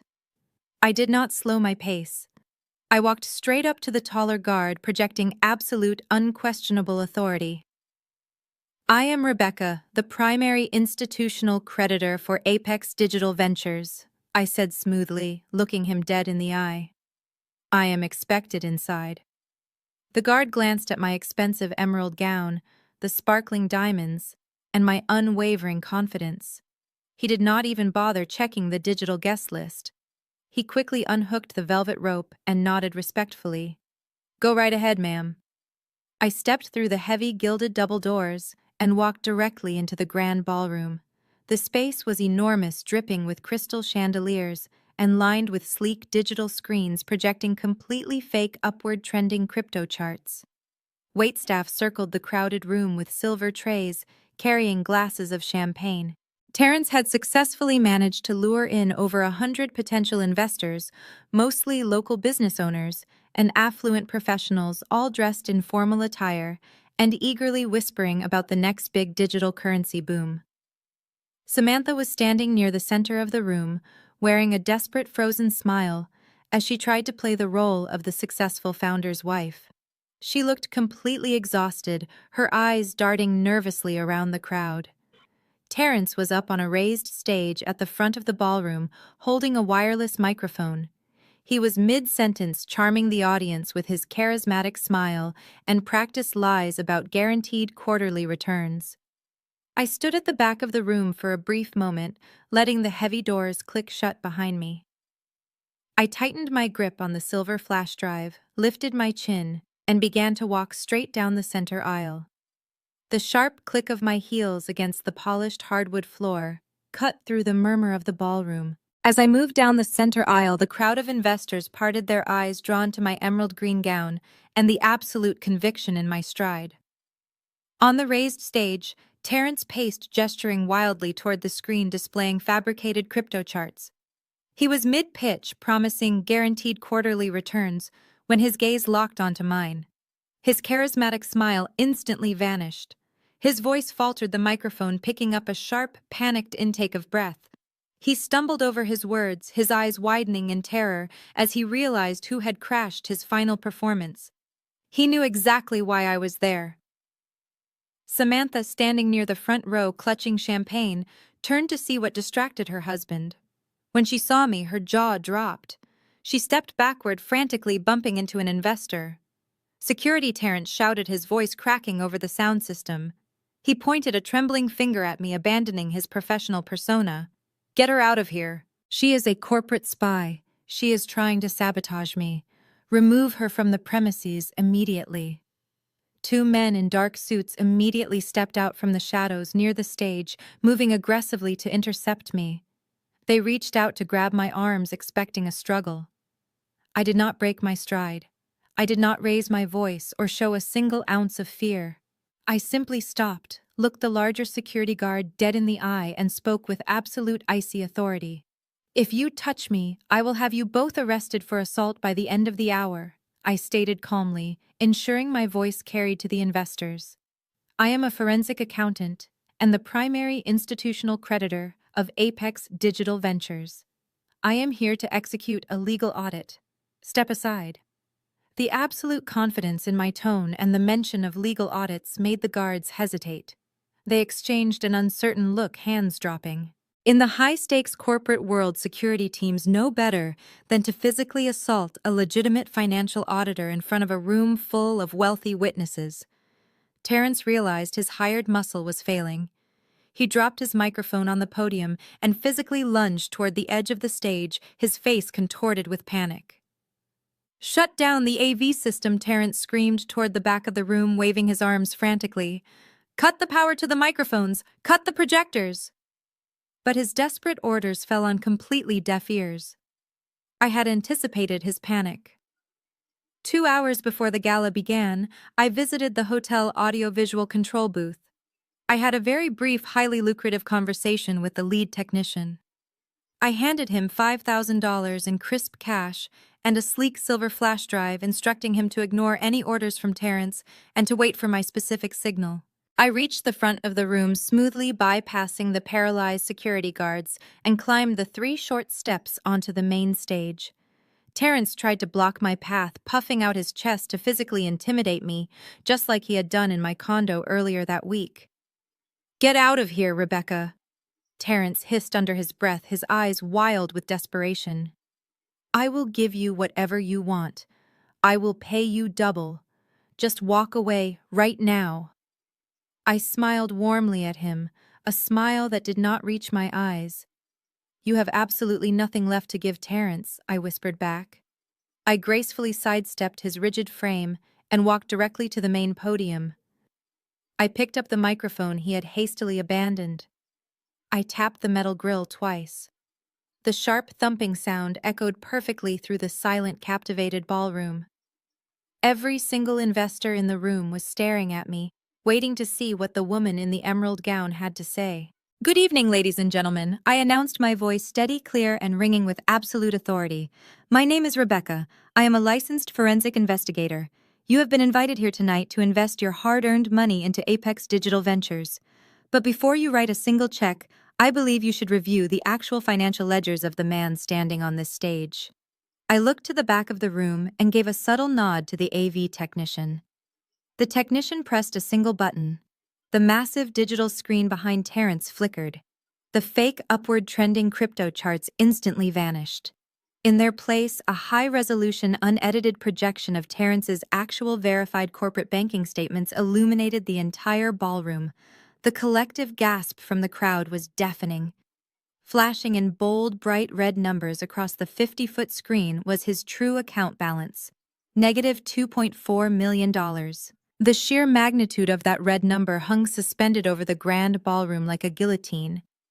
For a fleeting second, the affluent crowd of investors simply stared, their minds struggling to process the massive discrepancy between the glamorous crypto pitch they had just heard and the brutal financial reality projected on the 50-foot screen. The projection was incredibly detailed, showing not just the negative balance, but the aggressive overdraft fees and severe delinquency warnings from multiple financial institutions. Then the whispers began. Low, frantic murmurs rippled through the audience as men in tailored suits and women in evening gowns pointed at the staggering deficit. Terrence practically threw himself at the podium, his hands scrambling desperately over the audio console, trying to find a switch to kill the feed. He desperately pounded his fists against the wooden surface, his expensive designer suit suddenly looking like a cheap costume. "This is a hack," he screamed, his voice cracking without the microphone echoing weakly across the massive room. "It is a fabricated projection. Do not look at that screen. My company is highly solvent." I stepped to the side of the stage, firmly holding my microphone. I pressed a button on the small remote I had acquired from the AV technician. The screen transitioned to a new slide. It was a highly detailed line-by-line breakdown of the Apex Digital Ventures primary operating account. "There is no hack, Terrence," I announced, my voice booming through the surround sound speakers, instantly drowning out his pathetic excuses. "I am a forensic accountant specializing in corporate fraud. I spend my days dismantling complex financial illusions built by people much smarter than you. And there is no cryptocurrency portfolio here. Ladies and gentlemen, you are not looking at a venture capital firm. You are looking at a classic, extremely poorly executed Ponzi scheme. The murmurs in the crowd morphed into alarmed shouts. Several investors pushed their way toward the front of the stage, their faces flushed with rising anger. I paced slowly across the stage, owning the space entirely. For the past 12 months, Terrence has been utilizing a very simple, highly illegal strategy, I explained, pointing directly at the massive projection. He takes initial cash deposits from new investors like you, promises a guaranteed quarterly yield, and then uses your money to pay off the older investors who are demanding to cash out. There are no digital ledgers. There are no offshore blockchain expansion projects. Your hard-earned money went directly into his personal checking account. I clicked the remote again. The screen flashed a collage of high-definition receipts, wire transfers, and luxury retail invoices. Let us review exactly where your venture capital is currently sitting, I said, my tone turning sharp and clinical. I looked down at the front row, locking eyes with my sister. Samantha was trembling violently, her face pale as a ghost, clutching a bright orange designer purse to her chest. That limited edition Hermes Birkin bag my sister is currently holding, I asked, gesturing clearly towards Samantha. It cost $28,000. It was purchased exactly 48 hours after Mr. Harrison, the gentleman sitting in the third row, wired his $50,000 retirement contribution to Apex Digital Ventures. Your retirement savings are currently sitting on her arm, Mr. Harrison. An older man in the third row let out a furious shout, his face turning purple as he glared at Samantha. Samantha let out a whimpering sob and dropped the expensive leather bag onto the hardwood floor as if it had suddenly caught fire. But he did not just spend your money on his wife, I continued, ruthlessly, clicking to the next slide. Here we have a series of wire transfers dating back over the last 6 months, totaling well over $80,000. These funds were sent directly to a 22-year-old woman in Miami, Florida, operating under the online alias Sugar Baby Mia. We also have records of first-class flights to the Bahamas, luxury hotel suites, and high-end jewelry purchases. Terrence has been using your investment capital to finance his mistresses. The ballroom erupted into absolute chaos. The thin veneer of high society elegance completely shattered. The investors realized in real time that their life savings, their children's college funds, and their business loans had been squandered on designer handbags and sugar babies. "Give me my money back," a man in a tuxedo roared, throwing his crystal champagne glass violently to the floor. It shattered into 100 pieces, breaking the last ounce of restraint in the room. "You scam artist!" a woman screamed, pushing past a frozen security guard. "I will completely destroy you." Dozens of angry investors began surging toward the stage, shouting obscenities, demanding their money, and pulling out their cell phones to dial the authorities. The collective fury of 100 financially ruined people was a terrifying force to witness. Terrence was trapped. His grand illusion was dead. His reputation was incinerated. He looked out at the furious mob charging the stage, then turned around and looked at me.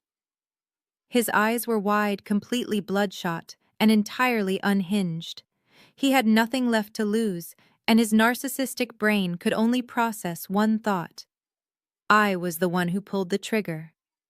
With a feral, guttural scream of pure rage, Terrence lowered his shoulder and lunged directly at me. He moved with the blind, reckless momentum of a man whose entire world had just collapsed. His hands were curled into tight fists, his face twisted in a mask of pure hatred. I did not flinch. I did not take a single step backward. Before his expensive leather shoes could even hit the second step of the stage, two massive figures in perfectly tailored dark suits materialized from the front row. I had not come to a room full of volatile, defrauded investors without my own insurance policy. The two men were highly trained private security contractors I had hired specifically for this evening. The contractor on the left caught Terrence by the shoulders, using his own forward momentum against him, while the contractor on the right swept his legs with brutal efficiency. Terrence hit the polished hardwood floor of the stage with a sickening thud. The breath left his lungs in a loud, ragged gasp that was picked up by the microphone. The security guard swiftly pinned his arms securely behind his back, pressing his cheek hard against the floorboards. He thrashed like a wild animal, kicking his legs and swearing violently, but he was completely immobilized. Seeing her husband physically pinned to the floor, Samantha finally snapped out of her paralyzed state of shock. She abandoned her ruined designer bag, gathered the heavy silk fabric of her dress, and scrambled up the stage stairs. She completely ignored the furious crowd of investors screaming behind her. "Let him go!" Samantha shrieked, batting her manicured hands uselessly against the broad shoulders of my security team. "You cannot treat us like this. We are wealthy. We have high-powered attorneys who will destroy you." When the guards ignored her, she turned her venomous gaze entirely on me. Her face was streaked with running mascara, her perfect blowout completely ruined by her manic movements. "You think you have won, Rebecca?" she screamed, her voice cracking with hysterical arrogance. "You think you can just embarrass us in front of the entire city and take our money? You are a pathetic, jealous spinster who knows absolutely nothing about how real wealth operates." Samantha stepped to the absolute edge of the stage, pointing a shaking finger at the furious crowd of investors below. "Listen to me, all of you!" she yelled desperately, trying to drown out their angry demands. "You can scream and threaten us all you want, but you are not getting a single dime back from my husband. Terrence is a protected corporate entity. We will simply file for Chapter 11 bankruptcy tomorrow morning. The corporate veil will protect our personal assets. You can sue his digital startup into oblivion, but you cannot touch us personally." She turned back to me, a desperate, manic smile stretching across her face. She was clinging to her delusion like a life raft. "And you certainly cannot touch our house, Rebecca," she spat proudly. "Our mansion is held in a secure family trust. Under state asset protection laws, our primary residence is completely shielded from corporate creditors. Terrence made sure of it. We will wipe this debt clean. We will keep our beautiful home and we will start over. And you will still be a miserable, lonely accountant with no one to love you." I stood calmly behind the wooden podium, listening to her desperate, unhinged lecture on bankruptcy law. When she finally finished her rant, the ballroom was vibrating with the sheer explosive outrage of the defrauded investors. I looked at my sister's triumphant, tear-stained face, and then I did something I had not done all evening. I laughed. It was not a polite chuckle. It was a cold, echoing laugh of pure, unadulterated amusement that rang through the microphone and instantly silenced the front row of the screaming crowd. "You are absolutely right about one thing, Samantha," I said, leaning casually against the podium. "When a corporation files for bankruptcy, the personal assets of the founders are often shielded. And primary residences can indeed be protected from standard unsecured corporate creditors. It is a very common legal strategy for failing entrepreneurs. But there is a massive fatal flaw in your grand escape plan." I looked toward the back of the ballroom and gave the audiovisual technician one final nod. The massive digital screen behind me flickered. The devastating bank ledger disappeared, instantly replaced by a high-resolution scan of a highly complex legal document. It was a property deed complete with official county clerk seals and notarized signatures. "I am not an unsecured creditor," I announced, my voice slicing through the heavy tension in the room like a scalpel. "2 weeks ago, your husband missed his third consecutive mortgage payment to that predatory subprime lender. The bank was aggressively preparing to auction your loan off to the highest bidder to recoup their losses. Subprime lenders hate holding toxic debt, so I swooped in and bought it for pennies on the dollar using liquid cash." I pointed a manicured finger at the massive projection. "If you look closely at the primary lien holder on the deed to your sprawling suburban mansion, it does not list a major national bank. It lists a private holding company called RB Holdings, LLC. That is a shell corporation entirely funded and controlled by me. I own your toxic debt, Samantha. I am your primary secured creditor. I am your landlord." And I am evicting you. The words echoed through the silent ballroom, hanging in the air with the weight of absolute finality. Samantha stared up at the massive projection of the property deed, her mouth opening and closing soundlessly like a fish pulled from the water. Her eyes darted frantically across the legal jargon, searching desperately for a loophole, a typo, or any sign that this was just another elaborate bluff.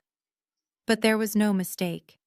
The official seal of the county clerk was glaringly visible, and right next to it was the registered name of my private holding company. "No," Samantha finally whispered, shaking her head violently, causing her ruined hair to whip across her tear-stained face. "No, you cannot do this. You are my sister. You cannot just buy my house and kick me out onto the street." "I did not just buy your house, Samantha," I corrected her, my tone completely devoid of sympathy. "I bought your debt. When you and your husband decided to live a multimillionaire lifestyle on a fraudulently acquired budget, you signed a contract with a predatory lender. That contract explicitly stated that if you defaulted for 90 days, the lender had the right to sell the note to a third-party collection agency. I simply created an agency, submitted a lucrative cash offer, and legally assumed your mortgage." Terrence groaned from the floor, struggling weakly against the firm grip of my security contractors. "You are insane," he spat, his face pressed uncomfortably against the stage floorboards. "You spent your own money just to ruin us." "It was a highly strategic investment, Terrence," I replied, looking down at him with utter disdain. "You see, an unsecured corporate creditor would have to wait years in a messy bankruptcy court to recover pennies on the dollar. But a secured creditor holding the primary mortgage deed, I do not have to wait for a judge to sort through your crypto scam. I hold the absolute legal right to seize the physical asset to satisfy the delinquent debt. And since you completely ignored the foreclosure notices my process server delivered to your little brunch party this afternoon, the grace period is officially over." Samantha let out a loud, agonizing wail.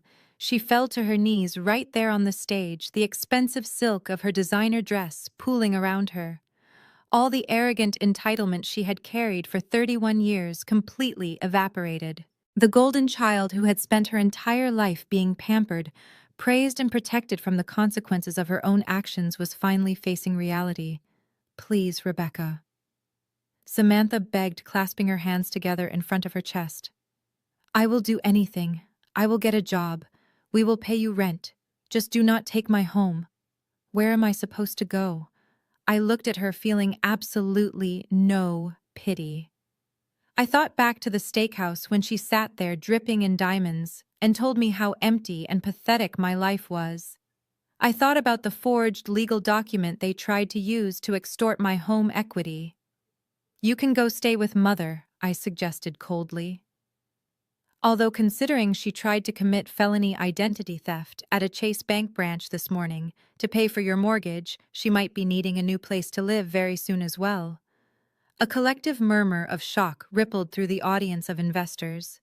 They were no longer just angry victims of a financial scam. They were captivated witnesses to a brutal, methodical family execution. The older investor from the third row, Mr. Harrison, stepped forward. He looked at me, then pointed down at Terrence. "So what happens to our money?" he demanded, his voice rough with anger. "You own his house, but this scam artist still stole our retirement funds. We want him behind bars." I turned my attention to Mr. Harrison and the restless crowd. "Do not worry," I assured them, raising the microphone so my voice carried clearly to the back of the room. "I did not just come here tonight to settle a personal real estate dispute. I told you I am a forensic accountant. When I discovered the massive irregularities in the Apex Digital Ventures operating accounts, I did not just bring the evidence to this gala. As a licensed financial professional, I have a strict legal obligation to report severe financial crimes to the proper federal authorities." Terrence froze completely. The thrashing stopped. He looked up at me, his eyes wide with a new, much deeper level of sheer terror. "Federal authorities," he choked out, his voice barely a whisper. I raised my left wrist and casually checked the face of my watch. "Right on time," I said. At that exact second, The heavy gilded double doors at the back of the grand ballroom were violently kicked open. 10 agents wearing dark tactical windbreakers with FBI printed in bright yellow across their backs swarmed into the grand ballroom. They moved with synchronized precision, flanked by Chicago police officers who immediately secured every available exit. The deafening outrage of the investors instantly transformed into a stunned silence as the agents quickly fanned out across the luxurious space. The investors realized their money was gone, but they were about to witness a spectacular execution of justice. It was the complete obliteration of a man who believed he was untouchable. I stepped back from the wooden podium, allowing the lead agent to approach the stage. I spent my entire leave compiling a flawless 300-page forensic audit of Apex Digital Ventures. I tracked every fraudulent wire transfer, fake crypto hash, and stolen retirement contribution. Yesterday morning, I handed that dossier directly to the Securities and Exchange Commission, who immediately expedited it to the Federal Bureau of Investigation. Federal prosecutors do not waste time when handed a perfectly irrefutable wire fraud case on a silver platter. They move with devastating speed to prevent the destruction of evidence and the flight of the primary suspect. Terrence stared at the approaching federal agents with wide, bloodshot eyes. The terrifying reality of a massive federal indictment finally pierced through his thick, narcissistic delusion. My private security contractors instantly recognized the federal authority and wisely stepped back, releasing their firm grip on Terrence to avoid interfering with an active arrest. The moment his arms were completely free, pure animal survival instinct took over his rational thoughts. Terrence scrambled to his feet, his expensive leather shoes slipping wildly on the polished hardwood floor of the stage. He did not look back at his wife. He did not attempt to offer a final apology to the crowd of financially ruined investors watching his humiliating downfall. He simply turned and sprinted desperately toward the side of the stage, aiming blindly for the narrow service corridor located near the catering kitchen. He thought he could somehow outrun the absolute certainty of a federal prison sentence. He barely made it 5 feet. 2 federal agents waiting strategically at the bottom of the side stairs lunged forward to intercept him. The taller agent grabbed Terrence by the lapels of his custom-tailored suit, expertly using his own frantic momentum to spin him around completely. With a swift, tactical maneuver, the agent slammed him forcefully face first into the solid hardwood floor. The loud, sickening sound of his heavy impact echoed sharply through the entirely silent ballroom. Terrence let out a pathetic, breathless groan as the agents pressed a knee into his spine and pinned his arms firmly behind his back. The sharp, unmistakable metallic click of steel handcuffs snapping tightly around his wrists signaled the absolute irreversible end of his fraudulent digital empire. The grand illusion he had spent years constructing was finally dismantled in front of the exact people he had intended to completely rob. The federal agents hauled Terrence roughly to his feet. His expensive suit jacket was torn at the shoulder. His face was bruised and swelling rapidly, and his confident, charismatic venture capitalist persona was entirely eradicated. He looked like the desperate, pathetic criminal he truly was. There was absolutely no trace of the arrogant man who had mocked my career at the steakhouse days ago. His pride was gone. As the lead agent loudly began to read him his Miranda rights, Terrence desperately scanned the stage and locked eyes with Samantha. She was still kneeling on the stage floor, her hands covering her mouth, completely paralyzed by the sheer magnitude of the catastrophic nightmare unfolding around her. Her luxurious life was vanishing right before her eyes, but the worst betrayal was still yet to come. "Samantha, you have to tell them!" Terrence screamed over the authoritative voice of the arresting officer, his tone cracking with pure, desperate cowardice. "Tell them you were the one in charge of the corporate banking." Samantha blinked slowly, lowering her trembling hands from her pale face. She stared at her handcuffed husband in absolute, uncomprehending horror. "What are you talking about?" she whispered, her voice barely audible over the murmurs of the stunned crowd. "Your name is on all the operating agreements," Terrence shouted frantically, violently, fighting against the firm grip of the 2 federal agents holding his arms. I made you the primary director of the limited liability company 6 months ago. The offshore shell accounts in the Cayman Islands are legally registered under your social security number. Tell them it was your entire idea. Tell them I was just a hired consultant following your direct orders. You are my wife, Samantha. You promised to always support me. You have to take the fall for this right now. The absolute silence that followed Terrence's desperate command was heavy and suffocating. Samantha remained frozen on the hardwood floor of the stage, her tear-streaked face locked in an expression of pure horror. The man she had endlessly defended, the man whose fake wealth she had paraded around her affluent suburban neighborhood, was openly offering her up to the federal government like a sacrificial lamb. He was completely willing to let his own wife rot in a federal penitentiary just to shave a few years off his own sentence. The defrauded investors gasped in absolute disgust. They had just watched a man steal their life savings, but seeing him betray his crying wife on a public stage was a new level of depravity. The lead FBI agent, a tall man with a stern expression, turned his attention away from the thrashing Terrence and looked directly at Samantha. He reached into his tactical jacket and pulled out a heavily redacted legal folder. "Is your name Samantha, the federal agent?" asked his voice entirely devoid of warmth. "Are you the legally registered primary director of Apex Digital Ventures and its associated offshore holding companies in the Cayman Islands?" Samantha could not speak. Her throat bobbed frantically as she tried to swallow, but no sound came out. She looked at the federal agent, then at the furious crowd watching her with absolute contempt. The devastating reality of her situation finally pierced through her lifelong bubble of privilege. She was not just losing her sprawling brick mansion. She was not just losing her luxury cars, her expensive designer wardrobe, and her elite country club membership. She was facing decades in a maximum security federal prison for severe wire fraud, tax evasion, and operating a multi-million-dollar Ponzi scheme. Terrence was aggressively yanked to his feet by the arresting officers. "I was just the marketing consultant," Terrence yelled out frantically to the agents as they began to drag him toward the service exit. "She signed every single one of the bank transfers. She is the one who bought the luxury bags and tropical vacations. It was her company. It was all her idea." As the heavy double doors slammed shut behind her arrested husband, Samantha completely shattered. The golden child facade dissolved into a pathetic puddle of absolute panic. She let out a guttural, agonizing sob and scrambled across the polished floorboards of the stage. She did not care about her expensive silk couture dress tearing against the rough wood.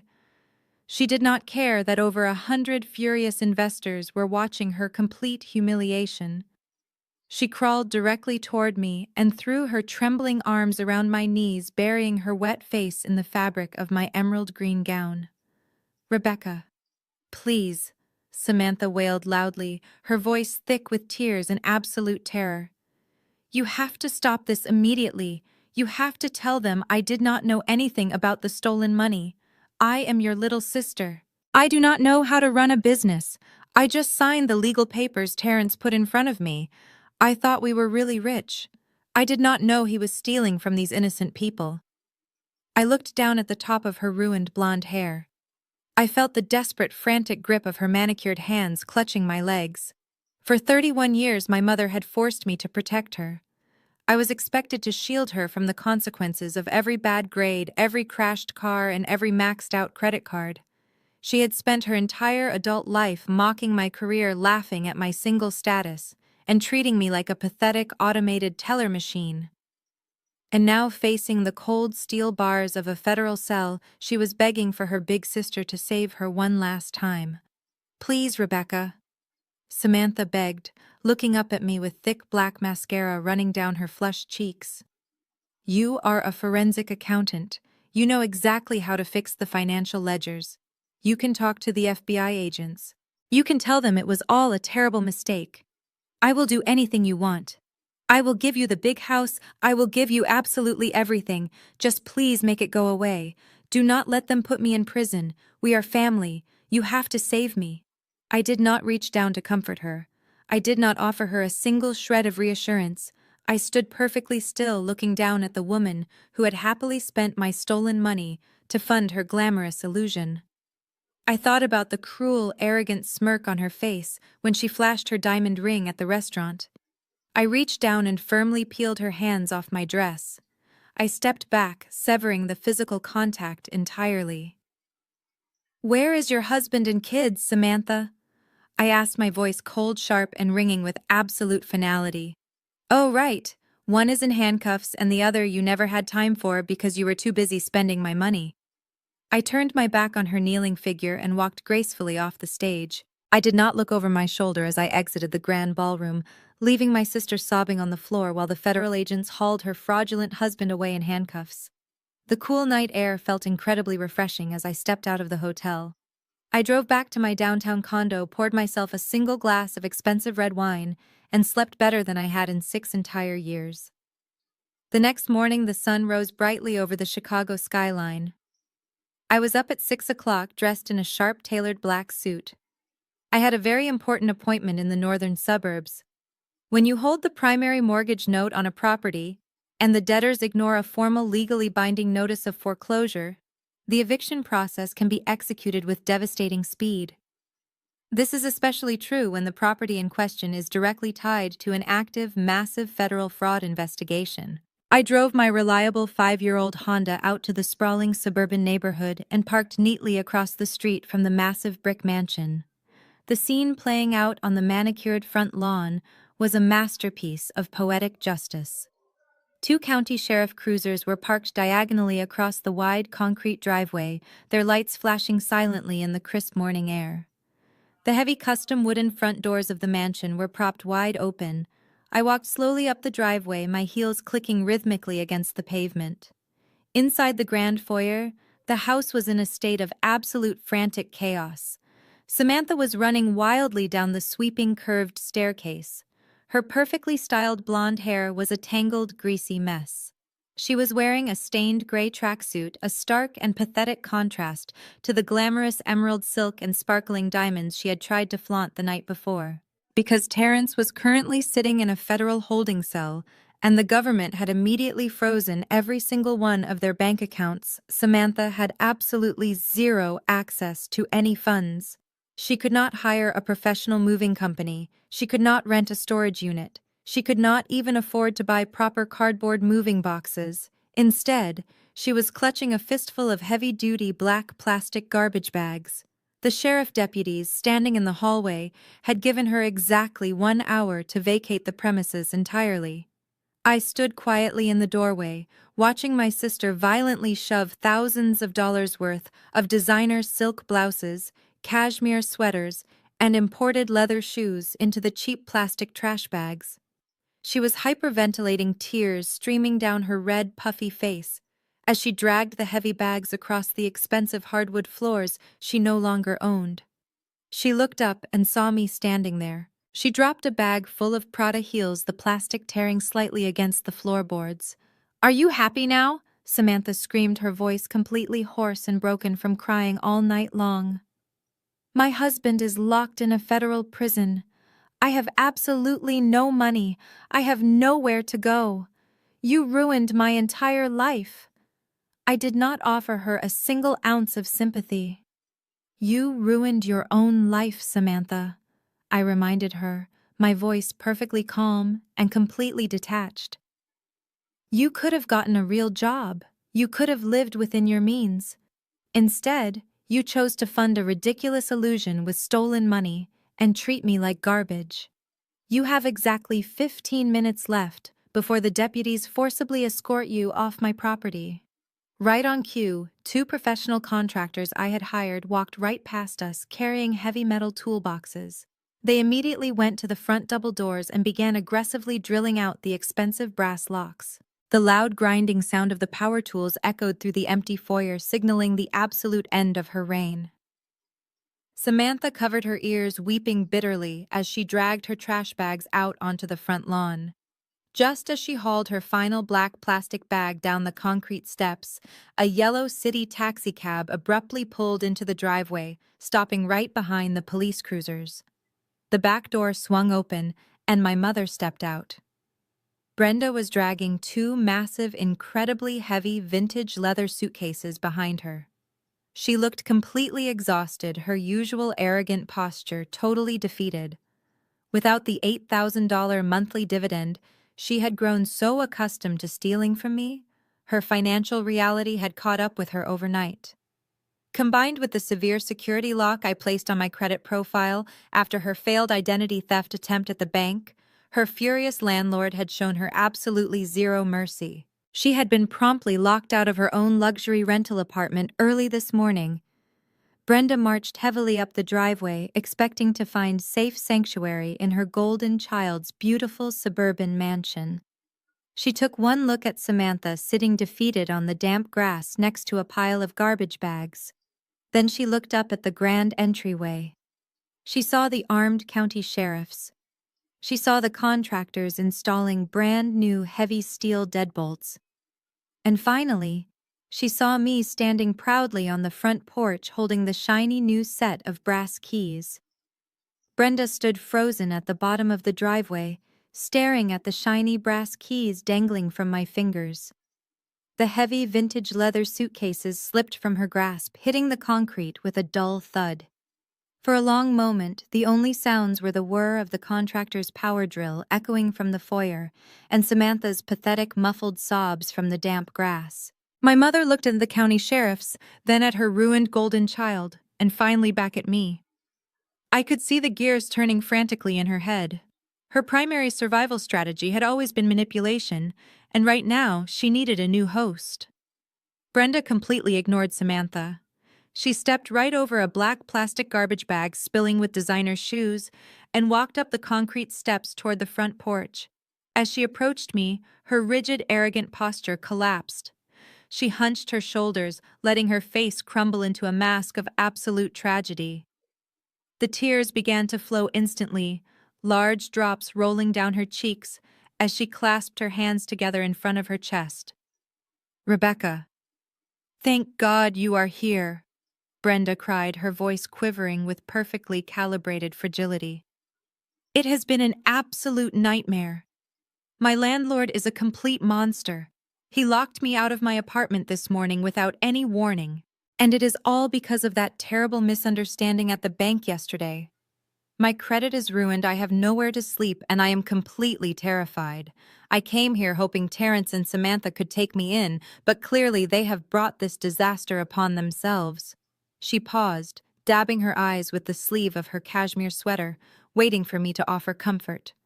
When I remained completely silent, she pushed forward with her ultimate demand. "You own this massive estate now, Rebecca." Brenda continued, gesturing widely to the sprawling brick mansion behind me. "There are 6 bedrooms in this house. I can take the master suite on the ground floor. Or if you plan to sell this property, you can simply buy me a luxury condo downtown. A 2-bedroom unit in a secure building would be perfect. I am your mother. You have millions of dollars and a moral obligation to ensure I live the rest of my life in comfort and dignity." I looked at the woman who had spent 34 years treating me like an emotional punching bag. I looked at the woman who had tried to steal my identity less than 24 hours ago. "You do not have a moral obligation from me, Mother," I replied, my voice as cold and hard as the concrete steps we were standing on. "And you certainly are not moving into my property." I reached into the inner pocket of my tailored black blazer and pulled out a glossy trifold paper brochure. I had picked it up from a social worker friend weeks ago, anticipating this exact scenario. I held it out to her. Brenda frowned hesitantly, reaching out to take the brochure. She looked down at the cover. The glossy print displayed a drab institutional brick building surrounded by a flat, barren landscape. The bold text across the top read, "Shady Pines Care Center, a state-funded low-income Medicare facility located in a remote rural town 3 hours south of Chicago." "What is this?" Brenda demanded, her voice losing its fragile tremor and sharpening into genuine outrage. "That is your new reality," I explained clinically. "You have 0 assets, 0 retirement savings, and a severely flagged credit profile due to your recent felony fraud attempt. You cannot sign a lease anywhere in the state of Illinois. This specific facility accepts destitute individuals who rely entirely on government assistance. It is clean, it is heavily monitored, and it is exactly 3 hours away from me. I have already submitted your preliminary intake paperwork. Brenda crushed the brochure in her fist. Her face turned a violent shade of purple. She was trembling with an uncontrollable white-hot rage. I will not go to a state-run facility for poor people, she screamed, spittle flying from her lips. I am a respectable woman. I deserve luxury. I will not let you throw me away like garbage.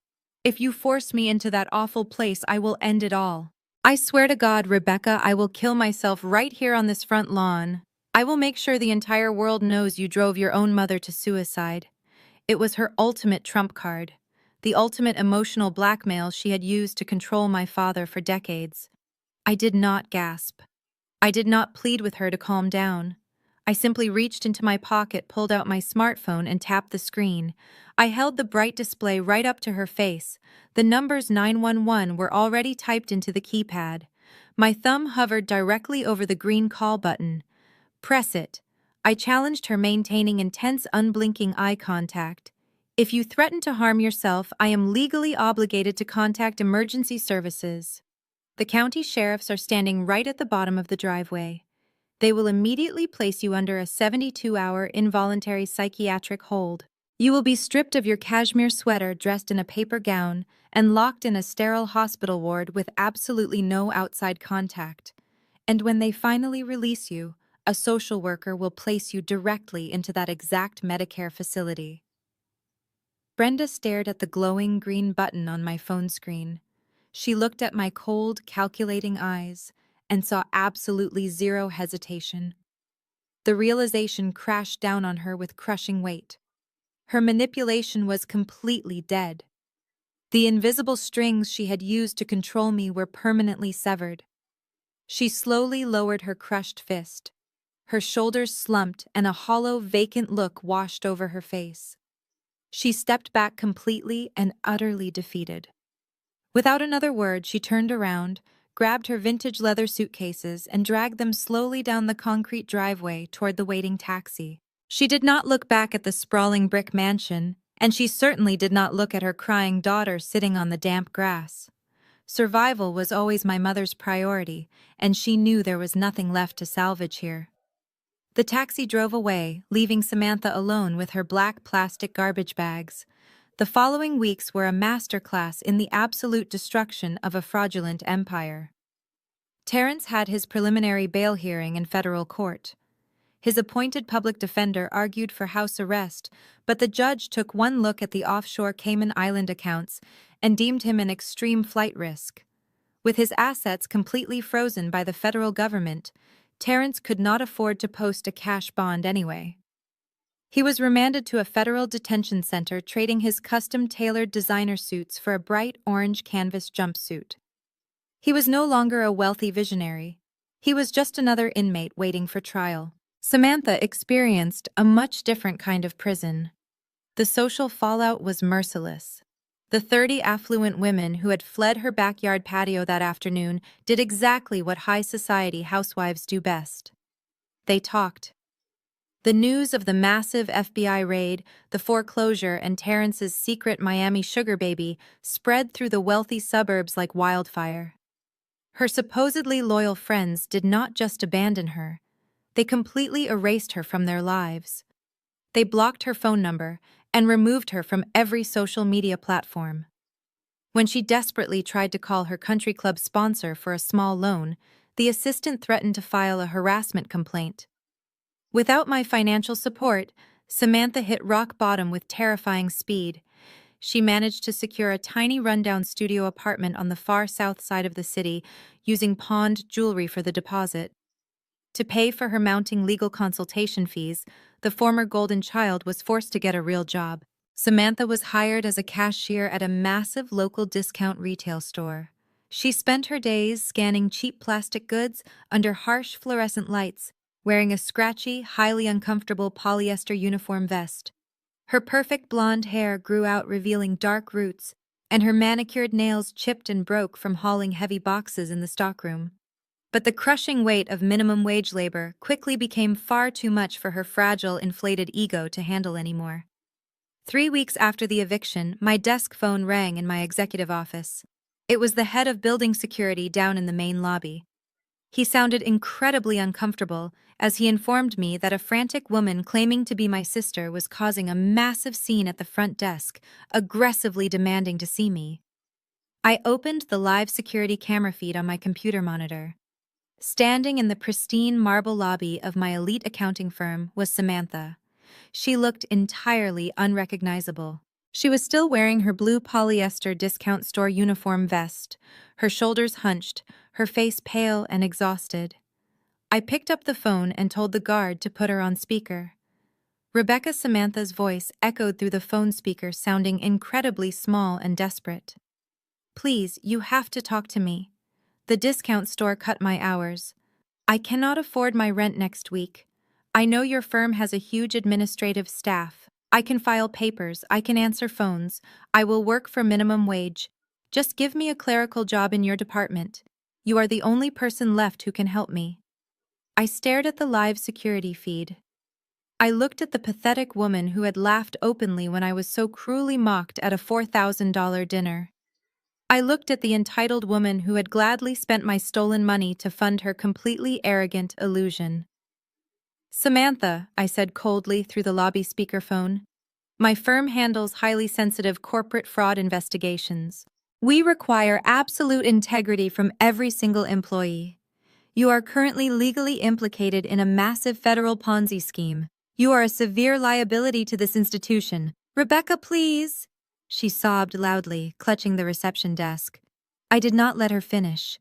"Escort her off the premises immediately," I instructed the head of security. "If she returns, issue a formal trespass warning and call the Chicago police." I hung up the phone without a word. On the monitor, I watched the two security guards grab her arms and firmly walk her out the revolving glass doors into the busy street. I watched the two security guards grab her arms and firmly walk her out the revolving glass doors into the busy street. The image of Samantha shrinking into the crowded Chicago sidewalk was the final closure I needed. I closed the security window on my monitor and turned my attention back to my work. My toxic family had been completely excised from my life, but the financial fallout of Terrence's massive fraud was just beginning to bear fruit for me. 3 months later, I found myself sitting in a sleek, heavily secured conference room at the regional headquarters of the Securities and Exchange Commission. The atmosphere was entirely different from the desperate, sweat-soaked panic of Terrence's failed gala. Sitting across from me were 3 senior SEC enforcement directors and a federal prosecutor. Spread out on the massive oak table between us was my 300-page forensic audit, heavily tabbed and covered in highlighter marks. The lead director, a sharp woman in a tailored navy suit, closed the final folder and looked up at me with genuine professional admiration. "Rebecca, your documentation was absolutely flawless," she stated, her tone reflecting deep respect. "When Terrence Harrison attempted to hide the remaining stolen venture capital, he utilized a highly complex web of offshore Cayman shell companies. It usually takes our internal forensic teams over a year to pierce that kind of corporate veil. Because you handed us the exact routing numbers, the IP tracking logs, and the authorized signatures, we moved immediately." The federal prosecutor nodded in agreement, sliding a formal legal document across the table. "We successfully froze and recovered over $14 million in stolen investor funds before Terrence could transfer them into untraceable cryptocurrency wallets," he explained. "Those defrauded investors you saw at the hotel will actually be getting a significant portion of their life savings back. Terrence is currently looking at 25 years in federal prison, and Samantha is facing a minimum of 5 years for her direct role as the signatory on the fraudulent accounts. The trial will be a swift formality." But the federal agents had not called me into their headquarters simply to thank me for my civic duty. The Securities and Exchange Commission operates a highly lucrative whistleblower reward program designed specifically to incentivize financial insiders to report massive corporate fraud. Under federal law, a whistleblower whose original information leads to a successful enforcement action, resulting in sanctions over $1 million, is legally entitled to an award of between 10 and 30% of the total recovered funds. The lead director handed me a heavy gold embossed envelope. Because your unparalleled investigative work directly led to the immediate recovery of $14 million, the Commission has authorized the maximum statutory payout, she announced with a rare smile. I opened the envelope. Inside was a certified federal treasury notice, confirming a direct wire transfer into my primary corporate holding account. The bounty was a staggering $4.2 million. It was completely tax-free. I had spent my entire adult life building my wealth, quietly sacrificing my own luxury to support a family that despised me. Now, in a single afternoon, my net worth had more than doubled. I thanked the directors, shook their hands, and walked out of the federal building with the absolute certainty that I would never have to worry about a single financial calculation for the rest of my life. With millions of dollars in liquid cash sitting in my accounts, I decided it was finally time to make a purely emotional investment. I did not buy a flashy sports car or a massive suburban mansion. I made a very quiet, highly aggressive commercial real estate purchase through my primary holding company. Exactly 2 weeks later, I dressed in a stunning custom-tailored ivory suit and ordered a private town car. I arrived at the exact same high-end Chicago steakhouse where my family had attempted to bankrupt me just months prior. The restaurant was completely empty, preparing for the lucrative evening dinner rush. I walked through the heavy glass doors and stood in the dim, romantic lighting of the main dining room. The general manager, the tall, imposing man in the sharp tuxedo who had threatened to have me arrested over Terrence's declined credit cards, was standing near the host stand. He looked up, his brow furrowing as he tried to place my face. "Can I help you, Miss?" the manager asked, his tone perfectly polite, but laced with his usual arrogant steel. "We are not currently open for service." I smiled, a cold, calculated expression. "I am not here for a steak," I replied smoothly. "My name is Rebecca. My corporate holding entity finalized the purchase of this entire restaurant group yesterday morning. I am the new majority owner." The manager froze, all the color draining from his face as the memory of the $4,000 dine and dash finally clicked in his brain. He remembered the woman who had calmly left a $20 bill and walked out while her family faced the police. "Ma'am," he stammered nervously, taking a quick step back. "I was simply following restaurant protocol that evening." It was a severe misunderstanding. There was no misunderstanding, I assured him, looking him dead in the eye. "You were doing your job, and now you are officially relieved of your duties. You have exactly 10 minutes to clear out your office before I have security escort you off my property." The manager opened his mouth to argue, but the cold reality of my statement silenced him completely. He knew I had the authority and the absolute ruthlessness to back it up. He surrendered his master keys, placed them quietly on the polished mahogany host stand, and walked toward the back office with his shoulders slumped in total defeat. I took a deep breath of the rich cedar-scented air of the dining room. It smelled like absolute victory. I walked out of the steakhouse that evening, leaving the shattered ego of the former manager behind me, and stepped into the crisp Chicago night. I did not return to my comfortable downtown condo. That chapter of my life, the era of hiding my success to appease the fragile insecurities of my toxic family, was officially closed. Instead, I directed my private driver to the Gold Coast.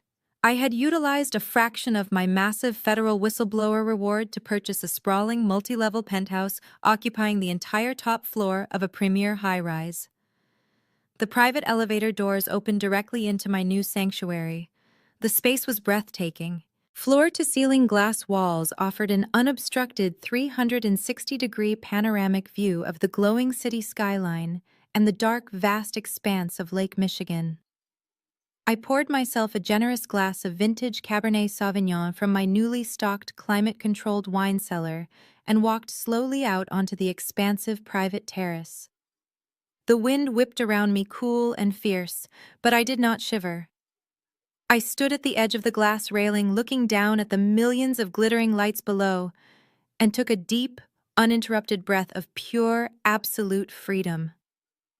For 34 years, my mother and my sister had aggressively weaponized my personal life against me.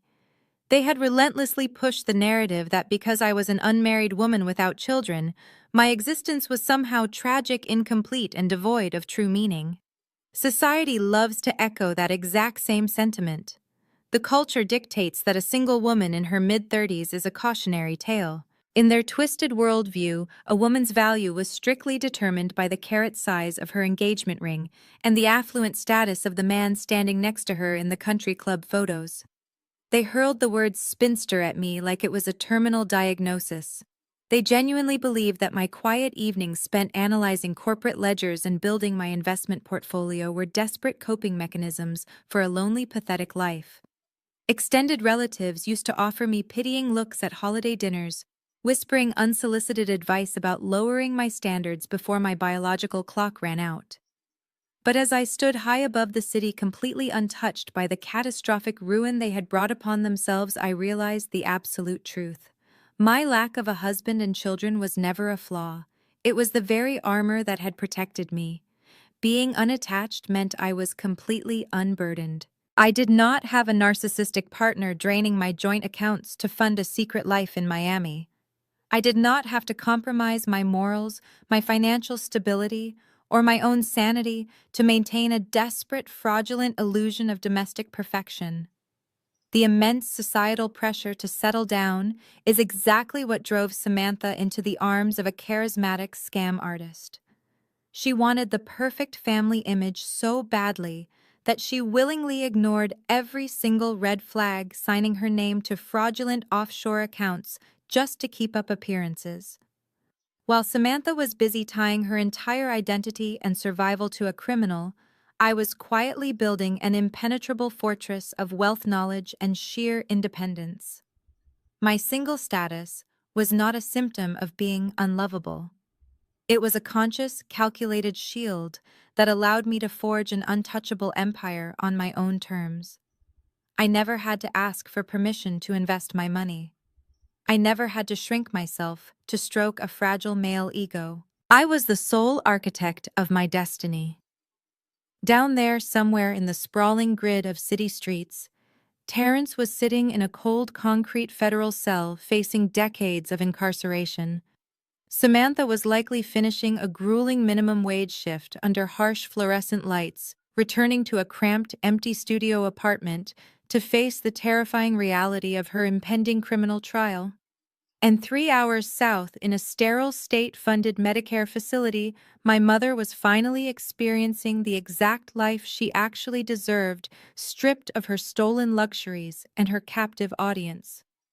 They had chased the illusion of the perfect family so recklessly that it completely destroyed them. I took a slow sip of the rich red wine, letting the complex flavors settle on my tongue. The silence of my penthouse was no longer the heavy, suffocating isolation my family had always accused me of suffering from. It was a luxurious, golden peace. There were no more frantic phone calls demanding emergency cash transfers. There were no more tearful guilt trips, no more forged legal documents, and no more aggressive ambushes at my front door. The heavy, toxic anchor I had been dragging behind me for my entire adult life had finally been cut loose. I leaned against the cool glass of the balcony railing, feeling the powerful hum of the city vibrating through the architecture. I had survived their constant psychological warfare, dismantled their fraudulent schemes, and reclaimed every single ounce of my stolen dignity. I looked out over the glittering Chicago skyline, raising my crystal glass in a silent, solitary toast to the magnificent empire I had built entirely by myself. They said blood is thicker than water, but they forgot that water can wash away the filth. I am the water, and I have never felt more clean. The story of Rebecca and her family offers a brutal but necessary lesson on the dangers of tying your self-worth to superficial milestones. Samantha and Terrence built a fragile house of cards based on the illusion of wealth and traditional success, which ultimately led to their catastrophic downfall. In contrast, Rebecca's journey highlights that independence, financial literacy, and the courage to set ironclad boundaries against toxic relatives are not signs of loneliness, but of profound strength.